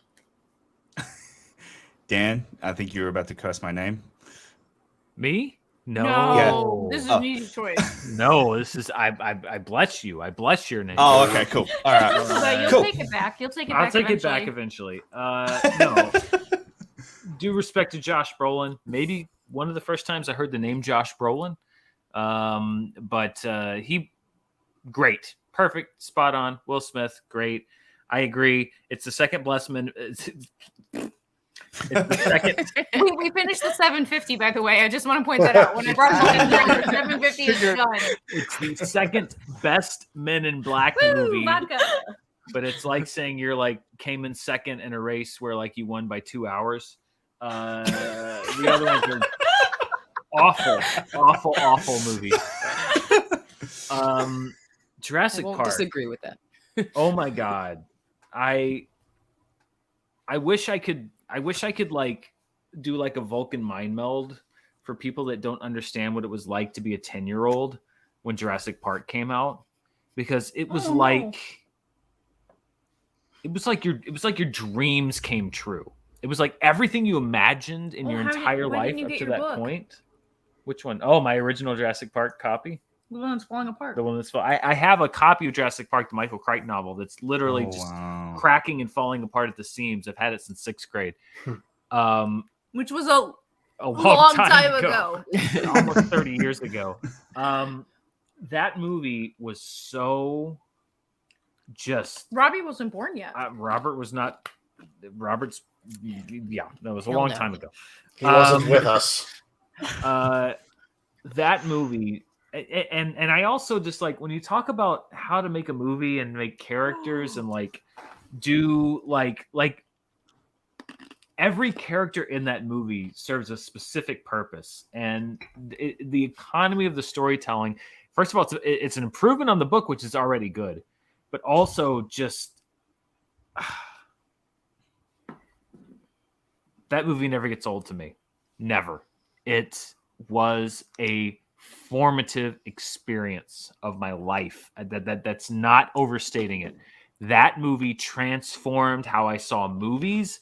It can like that's why I'm such a Steven Spielberg fan, because like growing up, E.T. and Jaws and Jurassic Park, really those three made me want to know more about movies and how they were made and what is this magic? What is this sorcery that he's able to pull off? Jurassic Park is a keystone. Witches. It is witches. It is a keystone. It is a landmark film in my life. I don't know what it faces next, but it's going to be hard for me to go against Jurassic Park. Jurassic Park. All respect to Josh Brolin, always. He brought us Zaddy Thanos, but I'm going with Jurassic Park. Those are words I never thought I would hear Denmark say out loud. Robbie, you'll Adam? be here in 4 days. Mhm. I Can you know, I'm believe excited. that? We're gonna fuck shit up. It's gonna be great. I don't know if I entirely understand the meaning of that. Is that a reference to Thanos' glutes? Thanos is a Zaddy. He is. There's a lot of porn related to Thanos. Oh, is that like all the pictures of his?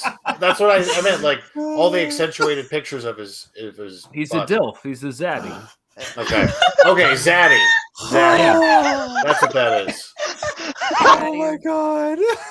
That is a sexy Can I daddy. make that my ringtone? That's I'm gonna how clip I'm out. understand it. I Dan mean, saying he So is. he's like he's a zaddy. he's I'm like making my the ringtone. Don Johnson of villains. Oh, I'm not even close to Kim Natzok drunk movie fights I level. was bartending for that. Let me It's tell you, not even I was close. judging that episode. I saw the life leave his eyes in between questions, and he became a vacant. He became a blank. We person. gave him a bag when he went to the lift because we were And sure then- he was gonna puke in And it. then the life just came like through the force, came back into his eyes.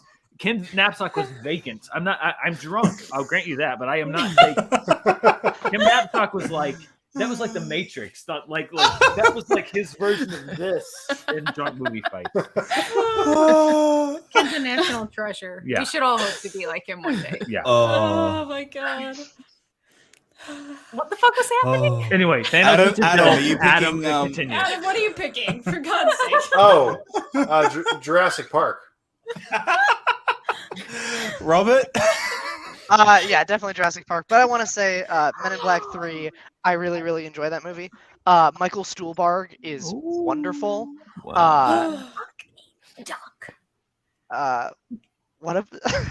Sorry, Sorry. Mara's watching the Okay. football game. No, I just heard fucking duck. That's all. No, Men in Black Howard's 3. back, Tom- man. Tom Howard's Brady. back. Howard's Strikes back. again. Howard's back. Tom Brady strikes again. God damn it. Sorry. No, you're good. Men in Black 3 I actually really like. I think that movie's real good. The scene where they go to the Met Stadium is like in my top. It's called like, Shea Stadium back then, Parker. You're right. Sorry. That's correct. I'm sorry. No, that scene is awesome. Michael Stuhlbarg is just wonderful. There's a lot of great quotes from that movie. His But little Jurassic Park, hat. like, yeah, he's got he's got like a big coat and the like a winter hat. Oh man, that movie's so good. But Jurassic Park is like Dan said, it may be one of the best examples of like what film is capable of, not on like a spectacle, thing. I watched it I rewatched it on my flight to LA, and Dan's right. Like, it just makes you into a kid again watching that movie. So definitely Jurassic Park. All right. I'm gonna Mara. make popcorn. What? Jurassic Park or Men in Black 3? I'd like to point out that I have a cookie and it's really yummy, and I made it myself. You've cracked the formula here, Out of Jacob. artisanal ingredients like flour. This is amazing. I gotta say, I know Adam and Marisol are like, we're not staying anywhere with them in December. Oh, I love how disappointed Muffin looks in all of us back there. He's like, I can't even So- look at you. So much judgment. one, can't I even cannot look tell at you, you. Mara. I text Adam the complete opposite of what you just said. I Okay. was like, December cannot get here fast enough. And two, I thought that was a fake cat for about 10 minutes. It does look like a Halloween cat. To be fair, it does a little bit. So Yeah. still, and like she, right? She, Yeah, She- yeah. she'll she stare was into just your like- soul. Look at those she was eyes. staring. Yeah, she was so fixated at the ceiling. I was just like, well, that's a fake cat. And she was so still. I was questioning Yeah. whether that was your decoration cat. No, she's very in place of statuesque. your actual cat. Okay, that's your actual cat. Okay. Well, when you All right. come and visit, I know you'll bring Arnold the Pygmy Puff, and you will meet Muffin and Sir Pounce, and Yeah. you'll get to sleep in Robbie's bedroom. And And guess The who Robert else will Parker be bedroom. there? Mickey Mouse room. Okay. All right. I'm Park sorry. I thing. just wanted to show you my Halloween animals real quick. Oh. I have unicorn dog and bat cat right here. Oh. It's just- oh my god, I want Wow. one. these are We a got that dollar at Target at the front impulse area at most Targets. So keep an eye Yeah, out no, for them. we bought bat wings We just for one bought of our bat cats. wings for Muffin, Yes. and then we got a candy Yes. corn like flower Collar for collar. Sir Jacob Pounce. is just nodding along. This is amazing. Yeah, This is yeah, yeah. everything I wanted it to be and more. And I'm so devastated. I can't do this again next week unless we move the time we record. Otherwise, I will move lose the my time job. you record, Yeah, man. I- I don't know what to tell you. We have a quorum, even though Yeah. Jesse and Lauren aren't here. We have a quorum. I moved to support the schedule change in order to increase my alcohol consumption. And Oh, well, okay, Yes. I can't. what? What? I'll be on the downside of the thing that's. Oh no, that's 2 weeks from now. What are you even? The thing gibberish? that's 2 weeks from now, where I might be a little out of it. The Don't thing worry. That I'm yeah, going he- to do in 2 weeks. I don't know what that is. You do the procedure. Oh, It sounds like it I might involves. be extra I'm sorry, out of but it it in sounds 2 like it weeks, so involves. that would be does interesting. Dan, does it involve duck breasts? That's all I'm gonna. No, it doesn't. As far as I know, it doesn't. Working Are it. you getting a duck mastectomy? Is that what's happening? Well, okay, you know what? I'll come clean because it You are going to get very clean. I am going to get very clean. Partly because Mara has been imploring me, and partly because Kevin Smets is an amazing human being. I got clearance. I am getting my first ever colonoscopy in 2 weeks. So, hey. the That's what 15th we should all Mazel do tov. when we hit if a we certain move to the age. 15th, we move to Fridays, then I might be extra loopy because I'll be coming down off of the We'll do anesthesia. it. We'll do it from the water closet. We'll just Yeah. toilet No, and- it'll be after that. Hey, That's man. the night before. Was Oh. I- Who I don't hasn't remember. voted? I don't know yet? what. I don't actually know who hasn't voted. I think Adam. Is anybody not going to pick Jurassic Park? Can we do it? Yeah, is No, anyone I- not I- picking Jurassic This Park? was my quickie round. I just said Jurassic Park. I'm sparing Okay. people. All right, Yeah. next. All right, Is anyone not picking Jurassic? Oh, does anyone want to talk about Jurassic Park real quick? I That hasn't? do. Okay, I promise Mara, I won't go ahead. talk about Eva Green's vagina this time. Okay, so this was Oh, the I'm first out. movie I vividly remember seeing in a movie theater, and I really cherish Men in Black 3. I like the movie. I think that it celebrates some of the best things about the first two, and it ignores some of the worst things about the second one. But man, like that movie totally holds up. Even if you watch a standard definition VHS version of that movie, it looks really, really good. I know that movie frame by frame, line by line. It is a comfort movie during my convalescence, which, oh, by the way, I got my last stitch out last week. I don't know if I told anybody. Yay! But I had to have watched it so many times from Netflix because it was streaming at the time. I think it still is, but I cherish it. I love it. It captures those best parts of my childhood where I wanted to be a dinosaur. I knew that velociraptors had feathers. I gave zero fucks. Spielberg is my favorite, like long career filmmaker. The beard. The Jewiness. They All call of him. They it. call him the beard. All of it, all the things. Plus, I mean, honestly, he put out that and Schindler's List in the same year. Mic drop, boom. Yep. If we had a Steven Spielberg lookalike contest right now, Adam would definitely. Oh my win. God, just give him a Oh, yeah. haircut. Yeah. I just Yeah. give me the hat, make my hair a little curlier. Mm-hmm. I think Parker's taking a little bit of offense to that. No, I'm sorry. appreciate Adam would your definitely beard. win. I appreciate Yeah. your beard. Even Spielberg's You know. junior high school graduation photo would look like Robbie. Yeah. All right, and the last one of round 2.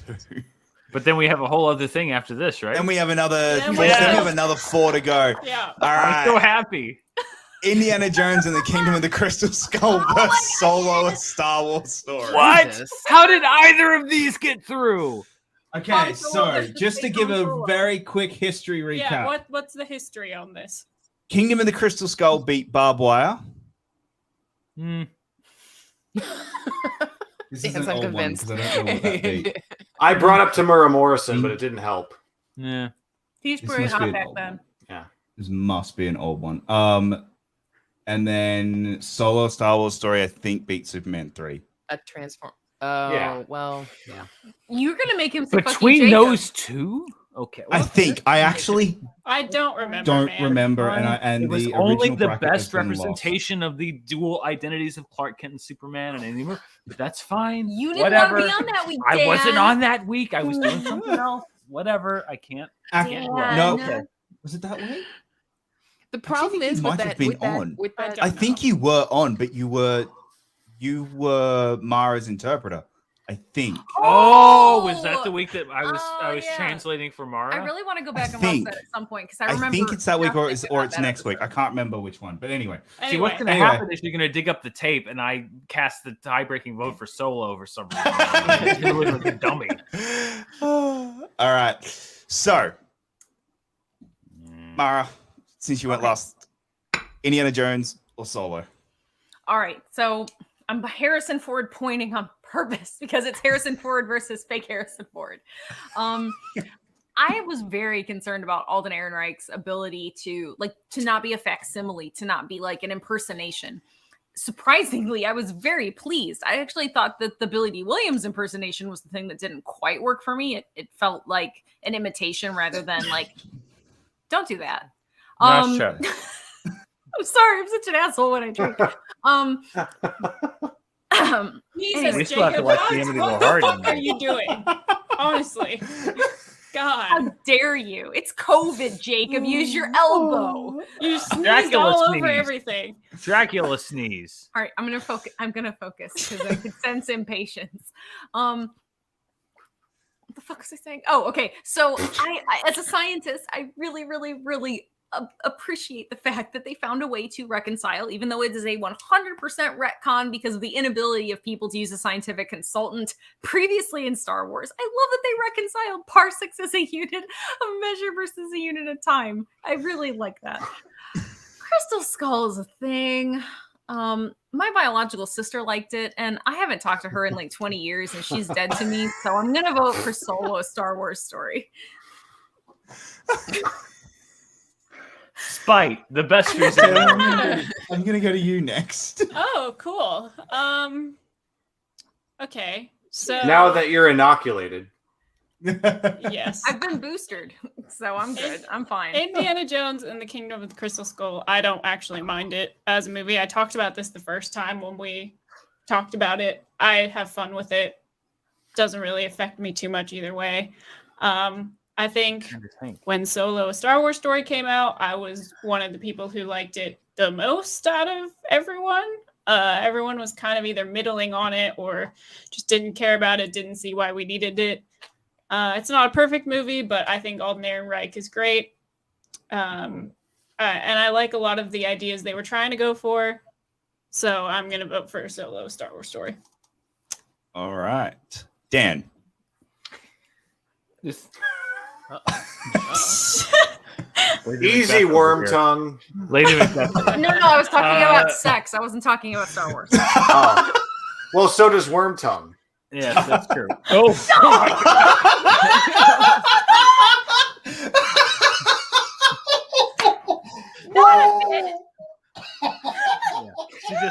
It's understandable. It's all this colonoscopy talk. This really, To be fair, that was a great. To be fair, that was a great joke. I swear. My eyes. Okay, this comes down to really comes down to a fundamental question of who disrespects the legacy more. On the one side, you've got Harrison Ford saying, "Knowledge was their treasure," which is just, but was it? I'm sorry, Dan. Just also have the knowledge was Han their power. Solo- Knowledge was their power. Come on, please. Knowledge was. Although it was treasure. I think it I'm was just saying. treasure, but that's okay. I don't play an energy. I appreciate you anyway. I'm gonna check. On the out other this. side, you have the Han Solo explanation, which is the dumbest thing I've ever heard in my life. Oh, Han, you're by yourself, solo. I really have to go with unnecessary versus disrespectful.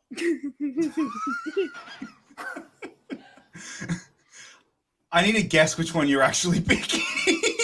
That's the thing. I mean, listen. While Solo, I can't drink while people are talking anymore. While Solo was an unnecessary entry in the Star Wars canon, I feel like Indiana Jones and the Kingdom of the Crystal Skull retroactively made the franchise worse. Because I don't need to see Indiana Jones riding bitch on Shia LaBeouf's motorcycle. Whereas Solo, I mean, sure, it shows me the card game between Lando and Han, but that doesn't change how I think about Han. Anita, if you're watching this, I'm sorry. Hey, look, Harrison Ford was phoning it in No. Indiana Jones and the Kingdom. You said a word your mom doesn't like. He was riding Second fiddle? second fiddle on I don't mind it. I'm motorcycle. just saying your mom minds it. She might. She's a nice lady. I've got to go. I have to side with unnecessary versus Ooh, hey, William Harold's retroactively he's degrading. William Harold's trying to help you. William Hills, Dan won. He's absolutely won the stream. Thank you. No. And then Chris says he has a sex robot. Or no, sorry. Solo does have that's Donald Glover. So, but Donald Glover wasn't good. Not the point you thought it was. That's okay. I'm going with I'm Solo sorry a for Star. us. We've I'm been going. drinking with Jacob and Taylor since the Bucks game started. We did start. So Okay, Yeah. Mhm. I'm going with Solo a Star Wars story because I thought it was unnecessary, but it was kind of like on it. And then Indiana Jones and the Kingdom of the Crystal Skull. I said that whole title without slurring. no, you didn't. No, I defended it. I defended it first. But Defended it. I defended it at first, but that was only for me to realize how dumb I was later to have defended it. I'm really sorry. I'm going with Solo a Star Wars. This is incredible. All This is right. amazing. Parker. All right, so Kingdom of the Crystal. Wow, I'm not even. I haven't Whoa. had one sip of alcohol. See, I'm better than Parker. Come and he on, hasn't even Parker. drinking. That is straight My vodka in that brain bottle. works faster That is than my Vodka. mouth. That is not water. I guarantee. No, this is 100% water. I could not drink You're right girl now. on training us right now. Uh, No one gets that. All right. What'd you say? I didn't hear you. I said you're girl on the training us right now. Yeah, I don't know what that is. Exactly. I've seen the Uh, movie and I don't know either. It's I've vodka seen instead the of movie water, too, and I'm man. like, I was like, I God. don't remember that from the movie. Crystal Skull, I don't think is like. I also just don't like have as much of an affection for that franchise, so like I can understand why Dan would be like offended at its existence. But like I think it's fine. I think it's better than Temple of Doom. That's my hot take for the day. Whoa. But nothing. Make Chances, him exhale heavily. Temple of Doom is real. I don't rough, even man. like Temple of Doom, but Temple of Doom continue. is real rough. But and I don't really like Solo that much either. But nothing in Solo is as bad as the swinging through the trees or the sword fight on top of the moving cars. Nothing in Solo is as bad as that. As much as I do love any movie where big ass ants are gonna be killing people, They're called Siafu, Robbie. I'm pro Siafu. Not many people say that these days. I'm brave to come out there and make a stance. Pro Siafu, but Solo. I'm really sorry for my behavior, Jacob. I'm sorry. Your behavior is making me get another drink. I'm enjoying this. Not everyone I'm is. not. Coming up next week on Friday, the bracket show, Friday Australia time. I'll buy everyone their booze next week if you let me apologize to you when I'm sober. We're coming up on winter here. We're coming up on summer there. Next Friday, it's the bracket show. Also, I did understand the girl on the train reference. I was There you go. screaming that out from the kitchen, and no one heard me apparently. Marisol, I'm going to go to you next. All right, this is the battle of unnecessary installments, which is a weird place to be, and I have to boil it down to the eye roll count. And how many times I eye rolled during Kingdom of the Crystal Skull outweighs absolutely how many times I eye rolled during Solo. Absolutely. Robert, you hit the nail on the head. The fucking the Tarzan boy. I was expecting that song to start while that was happening. Okay. In my eyes. It would have been better, honestly. It would have elevated the scene. Yeah, the Tarzan scene, the absence of physics in Kingdom of the Crystal Skull astounds me. And I like I said, it starts early with surviving a nuclear blast inside of a fridge. There's so many. There's the eye rolls. My eyes are about to roll back into my head just thinking about it. But That's the my eye roll favorite part factor of is the movie. high. Shut your face. Shut your fucking face. I love you. Here, eat a cookie. The eye roll factor is high. I get it that Shia LaBeouf thought he was Marlon Brando in the Wild One, but you ain't no Marlon Brando in the Wild One. All right, you ain't. And yeah. and I don't know between that and Eagle Eye that year. I don't know which movie made me want to punch LaBeouf more. But Solo, a Star Wars movie. I rewatched that film and I was much kinder to it. Not crazy about that film still feels extra and still can't escape the feeling of, I think, maybe a more unnecessary origin story. But I was kinder to it, my feelings about it on a rewatch. I still really, really cannot stand how dark it is. I cannot stand it. It drives me crazy. How visually, not existentially. No. Visually, I just can't understand why everything is so backlit. I can't understand that choice. Why everything is so dusty and dark in the foreground, and why that mood was felt to be so necessary. Why the cinematographer thought that mood was so necessary for that film. When I was squinting, I was just squinting. I just couldn't even see what was happening in the scene for much of the film. The only scene it makes sense in is the Lady Proxima scene at the beginning. But when I'm juggling the two together, again, I bring it back to the eye roll factor. Not over the moon about either of these films, but Indiana Jones and the Kingdom of the Crystal Skull is objectively sillier and more frustrating of a film to watch. So I have to go with Solo: A Star Wars Story, because there was still, between the camaraderie, between the new characters that are introduced, there is still some serious pros with that. Some still catching some of the spirited adventure that Kingdom of the Crystal Skull is desperately trying to mimic. Spielberg is desperate is a strong word, but he's still trying to imitate what he had done so brilliantly with the original trilogy. I think he's more hollowly trying to recapture something, a bygone sense of charm, where Solo still actually maintains that and feels a little fresher. So Solo. I love that you're still like so well spoken, and we're all just like, you know what? Alcohol. I also love that Well, Robert literally look. got his popcorn ready. well, if I had joined, I was unfortunately working long hours into the day today, and if I had joined you guys at 8, I would be drunker than all of you right now. Let the record show. That sounds like a challenge. Hey, you know what? Hey, Challenge Hold accepted. you to- yeah. You went to your big girl Okay. job You and me, while I it's gonna sat be on like- my butt. It's gonna be so. like Raiders of the Lost Ark. You I was and gonna me. say I will absolutely Adam? be Marion in that Adam situation. has zero patience for everyone right now based on the look on his face. you pound that wine, champ. You pound that Look, take it from me. He looks at me Adam, like that every touch day. the rest of your glass All right now. I all dare you. right. Come on, Oh you God. can do it. Oh, that's an Oh, equivalent here, challenge. Oh. Hey, Oh.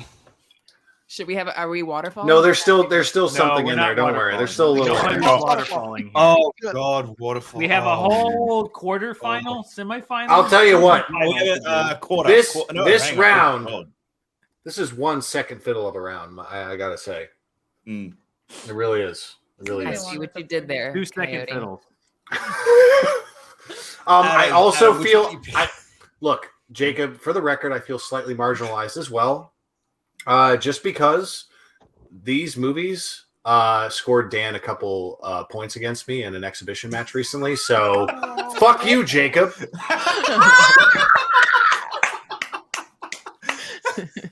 First one of the night. Good film. Yeah, so I own physical copies of both of these movies because why not? They came in one of them came in a box set. One of them I bought separately, and that was Solo: A Star Wars Story. You I should have admitted more- that. No, I'm not ashamed to admit it, Marisol, because I like the Star Wars franchise, and Solo is a lesser film in the overall, series for me. But Solo is a movie that's grown on me over time, and I don't think it's amazing. I see it as like a one-off episode of something like that, is in the vein of The Mandalorian, which I think took a lot of the things I like about Solo and improved upon them. And really, the thing I love, Mandalorian, feels more its own thing, and then it starts to incorporate more things over time. Whereas Solo is immediately about references and inside jokes and things like that, and that's fun. But it does feel like a movie that was sort of forced into existence. But when I watch it, I genuinely enjoy it. Kingdom of the Crystal Skull, there are a few things I enjoy, but it's really just the face punching. I like the face punching in that movie. So I vote for Solo: A Star Wars Story. You mean you don't love Harrison Ford's stunt double the entire film? Well, he has a couple, those like a couple of those. Yeah. You really think he didn't ride that motorcycle on his own? I'm joking. Senior I'm sorry. teacher, part time. Well, with that, Solo: A Star Wars Story moves on, and we are on to round 3. No, you lie, liar. No way. we're on to round 3, so we're gonna have to do some matchups of ones we've already voted on tonight. Liar. I'm sorry. Are So you, there are though? four matchups left. Oh God. Okay. We've already We got gone for this. 2 hours. We can do it. Okay. All right. What do we got? The good news is we already What? talked about all these movies, so we don't have to say, yeah, what I like about this one is like we just talked about them all tonight. Reference episode 8. Yeah. We can all just Alright. go I love bring you, it back but you're to bring it wrong. back The to Howard the Duck. Terminator versus Oh. Incredibles 2. Marisol, I'm going to start with you. Easy peasy lemon squeezy. Come on. The Terminator. Oh yeah. All right. The Terminator. Iconic. Everything that I said about it. Iconic, and iconic. And there's the wine kicking in. But Hell yeah. but yeah, Terminator, all for it. I love, again, I'll reiterate how I love how Linda Hamilton becomes a hero of that film. I think that is a really important, distinctive thing about this film and this storyline, that she starts as a damsel in distress and becomes a fucking hero. And Kyle Reese starts as a hero and becomes the injured dude on the side while she's saving the day. And I think that's a very important dynamic. And thank you, James Cameron, for that. Thank you. Incredibles 2. Let's make Jack versus the Raccoon another short. Terminator. Adam. The Terminator. Fair enough. Robert. The Terminator. Hello. Yeah. Yep. Oh, okay. Mara. I know you don't want to call on me. So remember that movie where Eva Green has birthed her own boyfriend and then has sex with it later? $22.37. Best Picture nominee womb. I That's can what we're front talking the about? 37. I have no problem with that. All right. Adam so- already ordered it. That's why he knows the price so specifically. Free shipping. Yes. He's ordered much I will worse, buy trust all me. your booze for the Airbnb, Adam, if you buy that disc and we watch it in December. I'm not joking. Adam bought this film at one point. Marisol And dared he- she dared me that I wouldn't. And he stunt sent it to me as like a trick. And it showed up on my doorstep one day. And I was furious at him for like 20 minutes. She didn't talk to me for like I was like, 4 what days. the fuck is this? I cannot wait to see everybody. I'm serious. It's gonna be so So great. Womb is gonna show up on all of your doorsteps. $22.37. Just get ready. Damn ass It womb. may take a couple weeks to get to Australia, but it'll show up there. And I won't even I be don't able to know. play it. Based on my estimation, shipping to Australia is way fast or is way longer than the USPS says it probably will be. I guess, if I had to guess. Okay, so I'm sorry. I gotta say though, the one thing I really do have a grievance with Incredibles 2, it felt like it was the lazy way of turning the story on its head and having Helen Parr be the out of the home hero. It felt like it just completely inverted many of the situations from the first film in a way that didn't quite work for me in all of the ways I think it expected to. But Jack and the Raccoon, champions of the film, Edna Mode, always a delight. But man, I'm stalling time because Dan's lumbering his way up the stairs and I'm worried he's going to die. But The Terminator, I'm serious. It's one of my favorite movies of all time. I constantly grapple. It's just like with Alien and Aliens, even though those are separate filmmakers and this isn't, like the idea that which one do I like better? Because it's so situational. It's do I want to watch a horror movie? Do I want to watch an action movie? For both of them. And yeah, so The Terminator, you're back. Mm-hmm. You okay? Yeah. You gonna make it, champ? Yeah. Oh, you sure? Yeah. I don't believe you. Yes. Dan, Terminator or Incredibles 2? Okay. You gonna pick Incredibles 2 just to be chaos? Mm-mm. People do that. It's a thing. I'm not the Joker. I'm not here about chaos. I'm here for reason and accountability. Because those are so attractive. It's very Commissioner Gordon of you. Incredibles 2 is great. It's not. It's good. Incredibles 2 is serviceable. It's a serviceable follow-up It's great. It's good. It's serviceable. It's to follow-up. to a great It's movie. a film. To a great movie. Yeah. The Terminator The Terminator. is a groundbreaking film. It has persisted these many decades on, off of the strength of this one and the second film. I'll grant you, the second film improved on the first film. We're not talking about the second film. We're talking about the first film. Oh my god, I'm so drunk. No, but Howard the Duck mean- is still fair game, though. Just so you're, if we're keeping track. Incredibles 2, oh yeah, cool, superheroes. But the idea of being stalked by this unstoppable killing machine, it's still such a great, pure idea. James Cameron reinvented the Stalker movie into the sci-fi genre. I've got to give it credit for that. And it's just a really good And movie. Pugsley the iguana. Pugsley the Iguana, Come With Me If You Want to Live. Oh, Michael Biehn, again, everyone talks about Linda Hamilton, God, and she he's is great. so And everybody talks about hot. Arnold Schwarzenegger, and he is great. Michael Biehn he's so hot. is so Hot. fucking good He's in hot. this movie. Just say he's hot. He is. He's hot. Of course he is. Yeah. I'm secure in my manlyhood. I know you are. Michael Plastique. Biehn.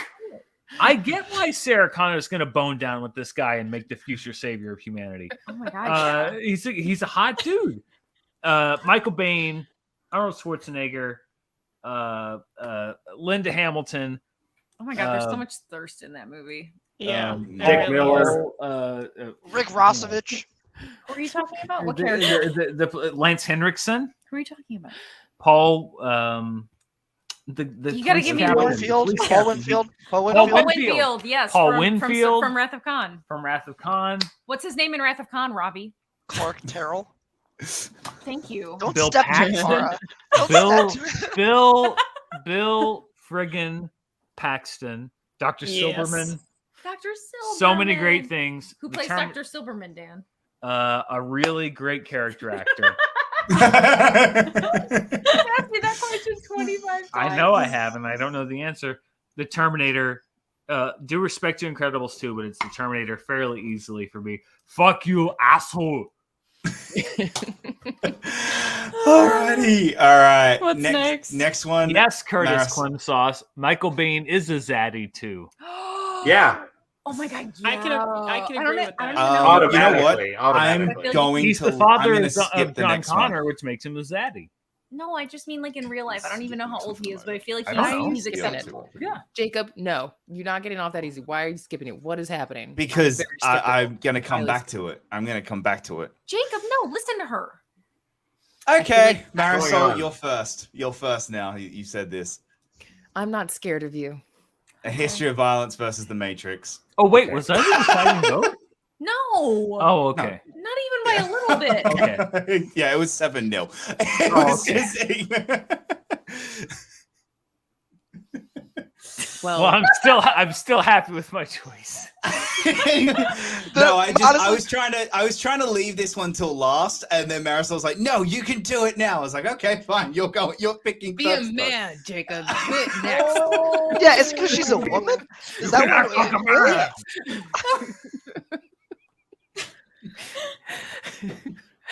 I should.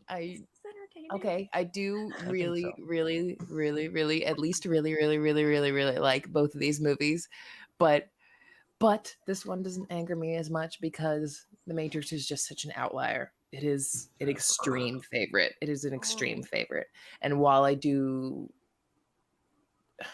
enormously like A History of Violence, and I appreciate this little Cronenberg stretch where he suddenly started directing these dramas like between and back-to-back Vigo dramas between this and Eastern Promises and The Dangerous Method. He just went a little nuts there and stepped away from body horror for a second.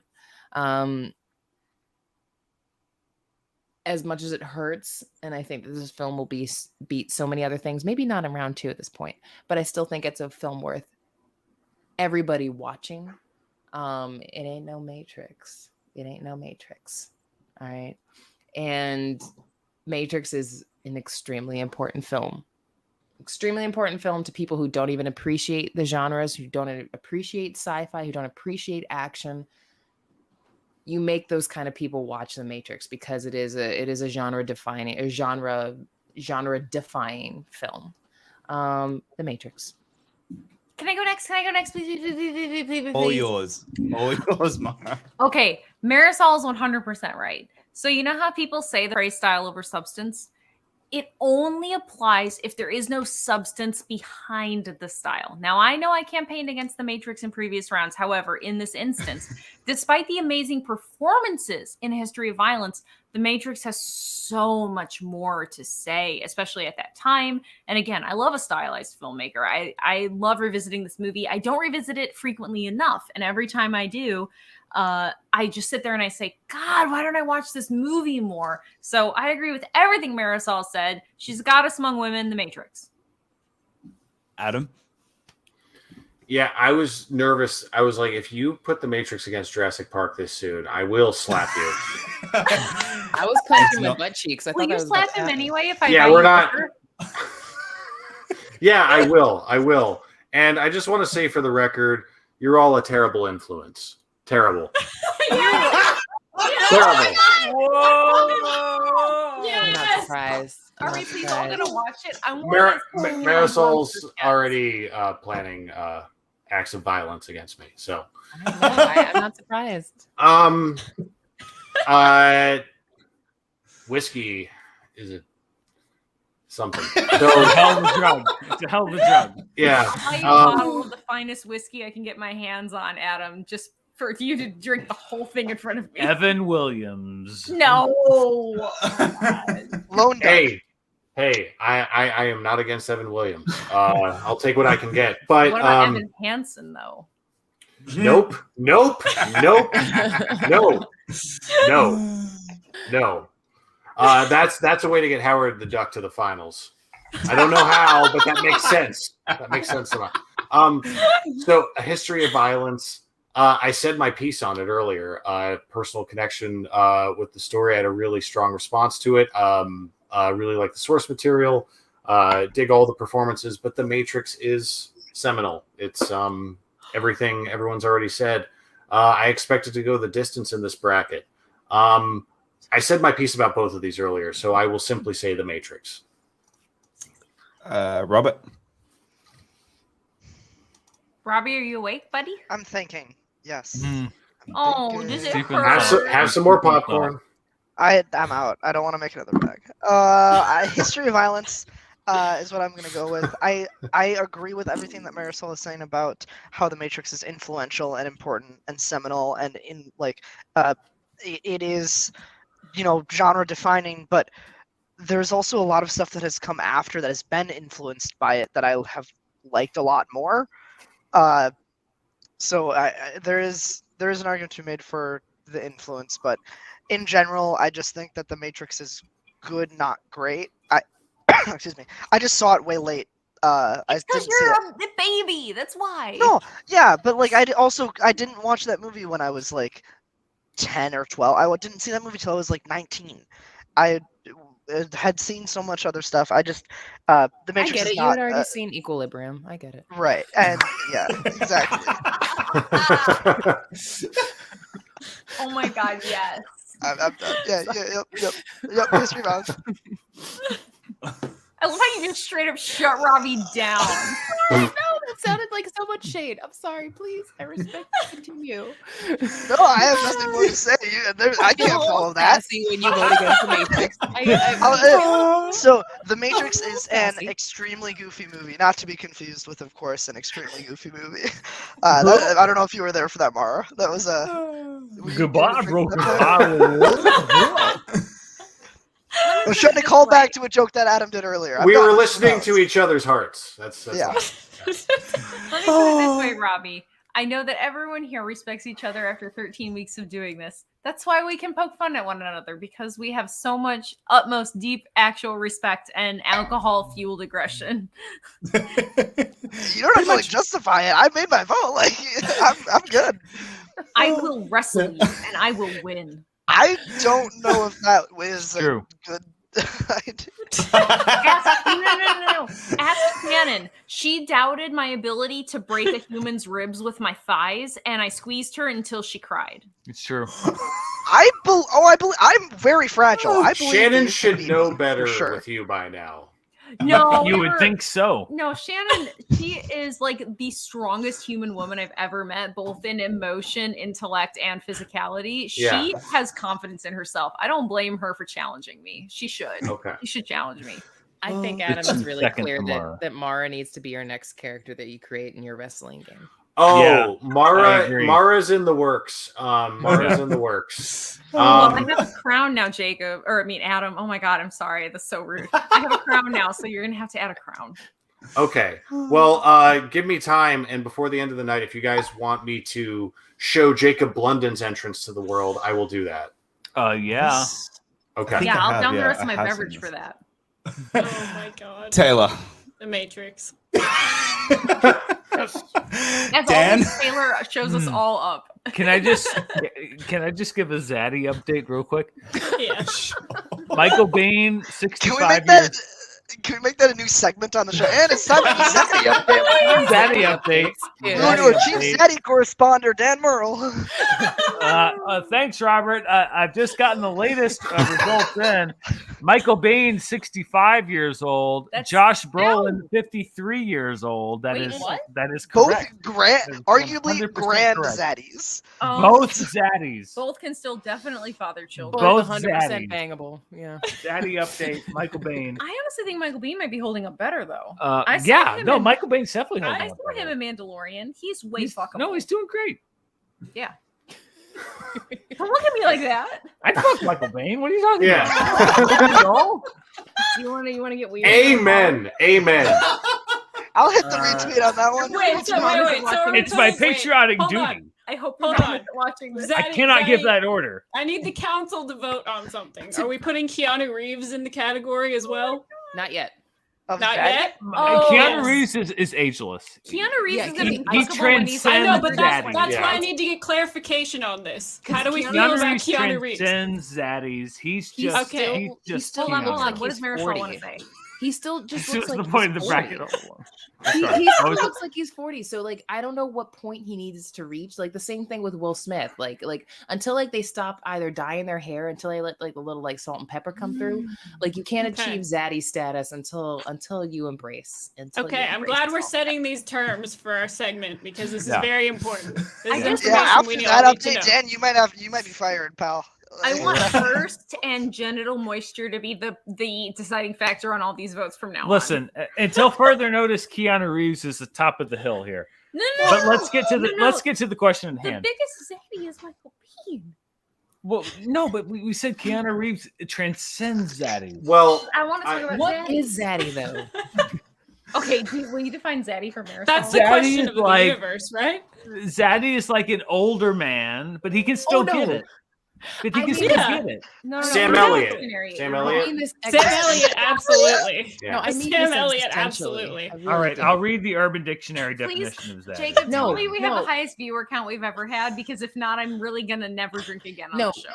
I will agree Hold that on. definitive Zaddies. I think Sam Elliott is. Yeah. I Yes. mean, Yeah. well, Yeah. I mean, listen, He was none of born his a movies have been Zaddy, brought though. up, but you know. Okay, Zaddy. Urban He shot out with Okay, that okay. hair. The top definition for Zaddy: a fine, handsome, and sexy ass intelligent man that makes you smile and drip every time you see him. He knows how to handle business in and out of the bedroom. You low-key want to have his baby. He makes all parts of you excited, including your mind. He smells good, looks good, and is good. Sploosh. That's the best. And thing that's how ever. Dan. And that's how Dan Merle just called out Lon Harris for his next match. Listen, Oh my god.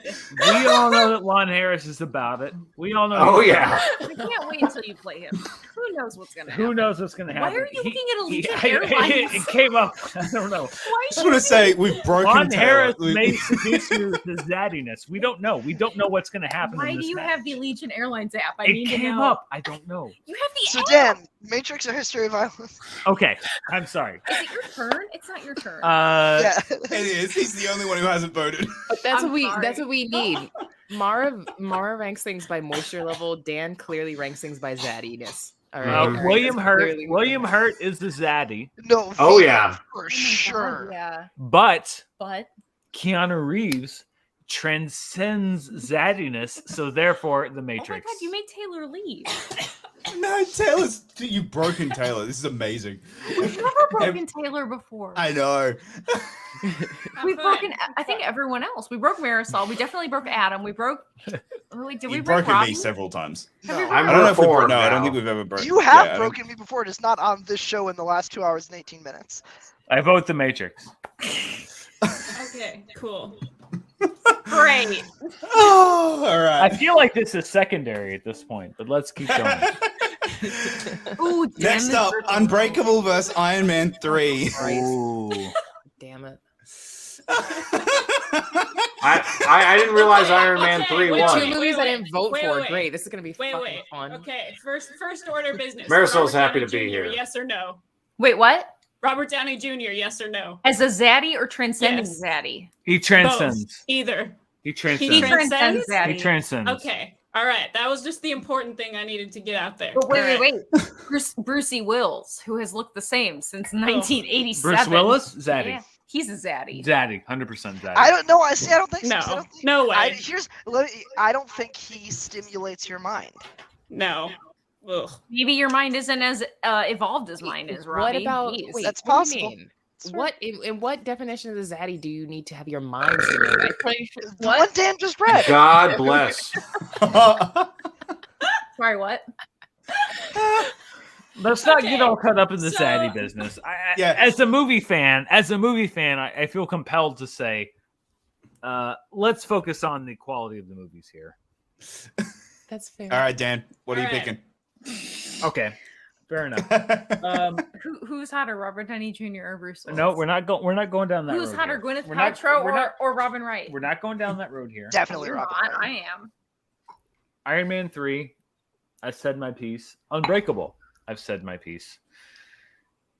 What about your carrots? They're both That's a they're good both Vegetable humor is not they working. they're both subversive in their own ways, but I've got to say between the two, I've got to go with the one that surprised me more, and that's Unbreakable. Unbreakable really did. When we got to the end, I was so pleasantly surprised at what they were doing. Yeah, I'm going with Unbreakable. 5 Lancer, lock it in. Marisol. Again, these are my discards. Both of these films.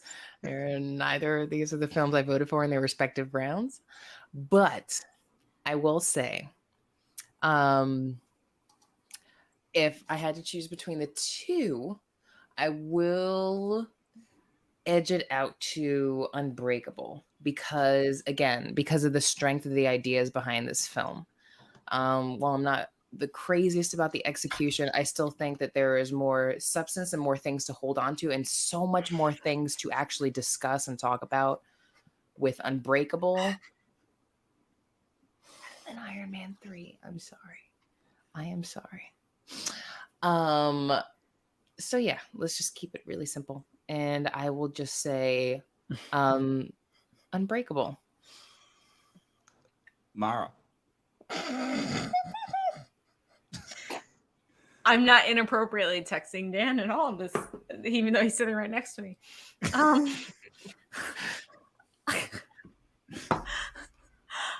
just gonna say I'm voting Unbreakable because I can't right now.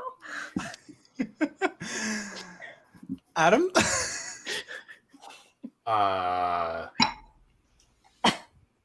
Unbreakable.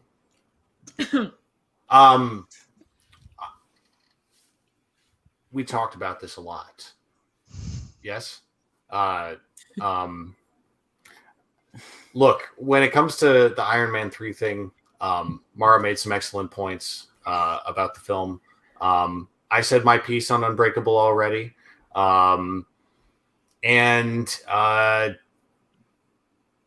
Yeah. I'm sorry, I'm at a loss in this round because I said everything I could say about Unbreakable. I apologize. That's fair. Robert? Yeah, Unbreakable. Guy Pearce was on some shit during the filming of Iron Man 3. I don't know what it is, but I need to get a hold of whoever was peddling whatever he was taking. I And don't there know what really- he thinks I need some. I mean, Not between not like a zaddy, by the way. no, definitely not. Okay, Between like here's the Iron Man inappropriate- 3. He's left Wait, wait, behind. wait. He's left I behind. have a real question. So they're both over 21 now. Or well, no, wait. They're both over 18 now. They're both over Who? 18 now. Who's the hotter person as an adult person? Ty Simpkins or Spencer Treat Clark? I don't Spencer want to Treat think Clark. about any of this. No. Why did you answer Yeah. so Only quickly? as an What the hell? adult, Why not did as you a answer so child. I've quickly? seen Glass. That he is an attractive young man in that movie. Robin Wright. Robin Wright. Spencer Treat No. Clark grew up to be a relatively handsome young man, despite Robin Wright his is the very correct pale answer. appearance. Robin Wright's the correct. I'm not counting Or the, days Rebecca Hall. the seconds until they turn 18. Those guys are still feel like they're like 16 to me. No. Well, see, to me, Ty Simpkins doesn't exist. It was a trick question. No. By the way, Curtis, What? yes, I'd like to think that zaddies can be bald. Of course they can. Well, here's Yeah. the thing. Preferred even. Bald is a very Stanley clinical Tucci? term. However, it's The associated tooch? with body shaming. A tooch, absolutely. Yeah. Well, The what- Tooch, right? The Tooch is like the king zaddy. His new cookbook Yeah. drops like Yes. next week, by the way. His new cookbook. So I recommend people go on Williams Sonoma and go to the digital screening of his The premiere. of his Tooch is the cookbook. master zaddy. Well, Yes. He's the you most know, handsome agreed. bald man in the world. Voted, approved. Except you. What? I'm sorry. Unbreakable or Iron Man 3? I'm sorry. Unbreakable. I'm really, really fucked up right now. All right. It's okay. All right. Last one of the night. No, you're lying. Yeah, this is our It's the last bottom one. of the ninth. Where- And then we are done out, and then we get to No. our first of the final four for this bracket. Wait, do we have more after this? No, not tonight. This No. is it. Okay. This is it. This is it. This is it for the No. night. Oh,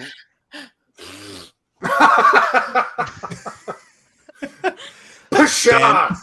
We still have to watch Amityville Horror tonight. yeah, Adam. we do. The original? And I've got a study session with Ben The- Bateman and Kaiser. That's gonna be real fun after No this. way, Just ask Ben questions about the It miniseries until he goes insane. Oh my god, yes. Do that for me. we should just berate Yes, thank you, Bateman and ask Randy. him for Only his- 3 more years of shows to go. Yeah, pretty much. Dan, Randy's awesome, by the way. Brandy's the best. Brandy's the best. she is. Agreed. Yes. Round of applause for Brandy. Yes. All right, Dan, which one are you picking? Come on. Are you kidding me? I know. It's It's a Jurassic Park. formality. If you don't vote, we just put them in a hat and we pick one. So I Yeah. need everyone to Jurassic vote. Park, no question. Jurassic Park. Robert, Jurassic Park. Taylor. Yes. I'm gonna give it for chaos. I'm gonna give you Solo. Oh, okay, thanks. You said yes, so you said both. Sure. Although it does pain me, She did it does say pain yes, that's true. contractually, that's the right pronunciation of that word. Contractually, I'm not How are you supposed the to vote sober against person, Emilia Robin? Clarke. Jesus. I don't know. I'm not supposed to vote against Emilia Clarke in anything. But yeah, Jurassic Park. So Marisol. Oh God, I'm gonna butcher this. What is it? God creates man. Man destroys God. Man creates dinosaurs. Did I fuck this up? it starts with the God creates dinosaurs. God creates That's dinosaurs. what she said. Was No, I said God creates man first. God Oh, creates my bad. man. God God creates creates dinosaurs. God creates dinosaurs. Man destroys God. Man creates dinosaurs. Dinosaurs eat man. Man. Woman inherits the earth. I think there's been no Nailed more it. important line or prophetic line in the history of cinema than that line, than that exchange. And then woman destroys Solo, a Star Wars story. Why? How many incel channels would have lost their mind over that whole woman inherits the earth? Inherits the earth. Oh man. my You could god. not use Maybe that line YouTube now. shouldn't exist. I say as we are on that platform. Wait, which As we are two, on- Robbie? Huh? What? What did you ask me? Which two shouldn't exist? I said YouTube. maybe You said YouTube, YouTube. shouldn't Oh, I thought you exist. said you two wouldn't exist. He Yeah, maybe means you me two over and there. Jacob. Those are the two he was referring to. Yeah. Wait, I think I missed one. Doesn't God destroy no, God destroys dinosaurs before he creates man, right? Correct. Yes. God creates We dinosaurs. definitely God weren't on creates the earth with dinosaurs. Velociraptors. God sadly. destroys dinosaurs. God creates man. God creates man. God Man Man creates destroys God. Man creates dinosaurs. Dinosaurs destroys God. eat man. Man creates Man dinosaurs. and woman inherits the earth. See, there's Yeah, a huge we're- flaw in Dan, this, I need by a, the I way. need a Zaddy Okay, ruling on Jeff IG Goldblum. study because that's going to be the What's sequence that? of that quote is going to be Dan, I important. need an IG or I need a Zaddy ruling How on are Jeff you Goldblum. sober, Rob? Oh, serious. Jeff Goldblum. Zaddy That's an OG. ultimate Zaddy. That's Zaddy elite. Ultimate Zaddy. That is Zaddy Yeah. elite. Ultimate Zaddy elite. Zaddy. Like Are you according to kidding Jeff me? Goldblum, it's a national treasure. He and Michael Bain are hanging out in Zaddy Oh HQ. my god! Could you imagine working with both of them? Yeah, no. Yes. Jeff Goldblum, ultimate Zaddy. No, they can share. Sherry is caring. They can hang out. Share Bear They taught can me hang out. that. They can Stop hang out. it. Well, do you wanna inform the class what the final four that made it through are? Yes. Oh, hey, Mark. I vote All for right, then Jurassic people Park. better vote. Get your votes in right now. I'd like to point out why John Powell is a better Grandmaster Zaddy. is a better composer than John Williams, and why I'm going to vote for Solo: What? Star Wars Whoa, Story. Whoa, no. I'm just joking. She doesn't know what she's saying. I'm just joking. I'm joking. I'm sorry. I'm gonna go away now. I'm voting for Jurassic Park. I'm sorry. It was a bit. It didn't go well. We're all right. It's Adam? unanimous Jurassic Park. Look, I'm just going to make a judgment call. Now's as good a time as any. Oh hell yeah! Oh, look at you. Full screen him, Jacob. Full screen him. Yep, I got full screen this. Hang on one sec. Yeah, where are you? There you are. Look at that tentative walk down the down He's the so down polite. the He's like, ramp. hello, He's thank like you, how hello, Hello. Hands hello. him at the same time. Good night. Happy to be here. How are you? Good night. Hello. Oh, I just can't believe you got the shirt. The hoodie is the thing that I'm like slightly in annoyed love by the with. crowd. The crowd's like, They're "Oh, going it's ape like shit you." over you, Jacob, and you're just chill as hell. Yeah, my count. Like I said, the hoodie is the thing that I'm just in love Oh, with. he jumped over. I just want to watch some Formula One. Yeah. All right, hello, Turn hello, into everybody, All hello. right. Well Slightly done, annoyed. everybody. Well done. Well done. Who's the How you opponent? Slightly annoyed. There you have it. Uh, How on earth you do that is amazing to me. There's more where that came from. Robert, you're in the works. Mara, you're in the works. Taylor. Oh no. I'll show you my crown after the show. It'll help. Okay, well. all right, guys. That is this week's bracket. We are down to the final four for Of this bracket one section, of this. What even the are first they? I don't bracket. remember. So, Matrix. Terminator, Or The Terminator. Matrix, Unbreakable, and Jurassic Park. Can I just Oh, say? fucking Four representatives. Can I just say? Good job, all of us. Yes. Yeah, That's we've a got solid- four good. We got movies. down to brass tacks. Those Thank are, you Yeah. those for are, putting yeah. up with us because we were insufferable. Thank you. Look, guys, I'm not trying to beat a dead horse, but I'd be remiss if I didn't show one of my masterpieces. Dan, do I have your blessing? Yes, you have my blessing. Of course you do. All right, give me a sec. This is like the most flattering thing ever. This one's incredible. Oh my gosh. It's so He got good. my walk right. He got my stride. It's It's perfect. incredible. Sorry, perfect. Oh my god. Like that's my stride. That's how I walk. Well, your chest isn't quite as puffy, but we're working Well, on we're, it. we're getting there. Yeah, we're getting there. We're getting a new set of 16-pound weights. We're working on it. That's the awkward way that I would that's go a into the technique. ring. 100%. That's a technique. You're stretching out. I'm stretching Getting out. limber. That's You. exactly what Yeah, I you're would do. loosening up. Oh my god. Look at that. Look at the Just yeah. gotta Look say- at that weird walk and that weird flex. That's me. I'm Oh my sweating. God. Doing those high Oh. knees. Oh my Dan, love I'm God. just saying now, when we're at the next Houston event, you have to do it, and that's exactly how you have to walk in. Oh no! Listen. If I go back to Houston and we're back in the wrestling ring, I'm gonna study that like it's homework. And I'm walking in exactly like that. Yeah, just make sure you're doing lots of these. I gotta do these. I gotta do these. Lots of these. Yeah. Oh my god, you gave him thigh gap. It's really amazing. I love it. Guys, we made it through. Hey. Thank Yeah, you we so did. much. We are extremely drunk today. Uh, What just happened? Which was I a don't lot even of know. fun. I'm never not drinking on one of these again. Coming soon on Friday night. Yeah, Robbie, geez, way bracket to show. not give in to peer pressure. Man, your stupid bank job is stupid. Fuck TGIF. It's not because of This the is your job, new it's- TGIF. It's the bracket Eating show. popcorn over there like a Mennonite. What are you doing, man? Oh, Adam just slapped you in the face with his words. Got him.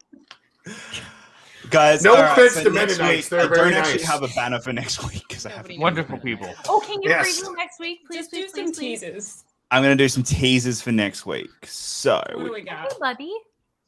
Hey, bud. That's fun. Oh, okay. Interesting. Oh. I've got some controversial opinions there. Oh, fuck off! Oh my god! I'm sorry. I scared the cat. I scared the cat.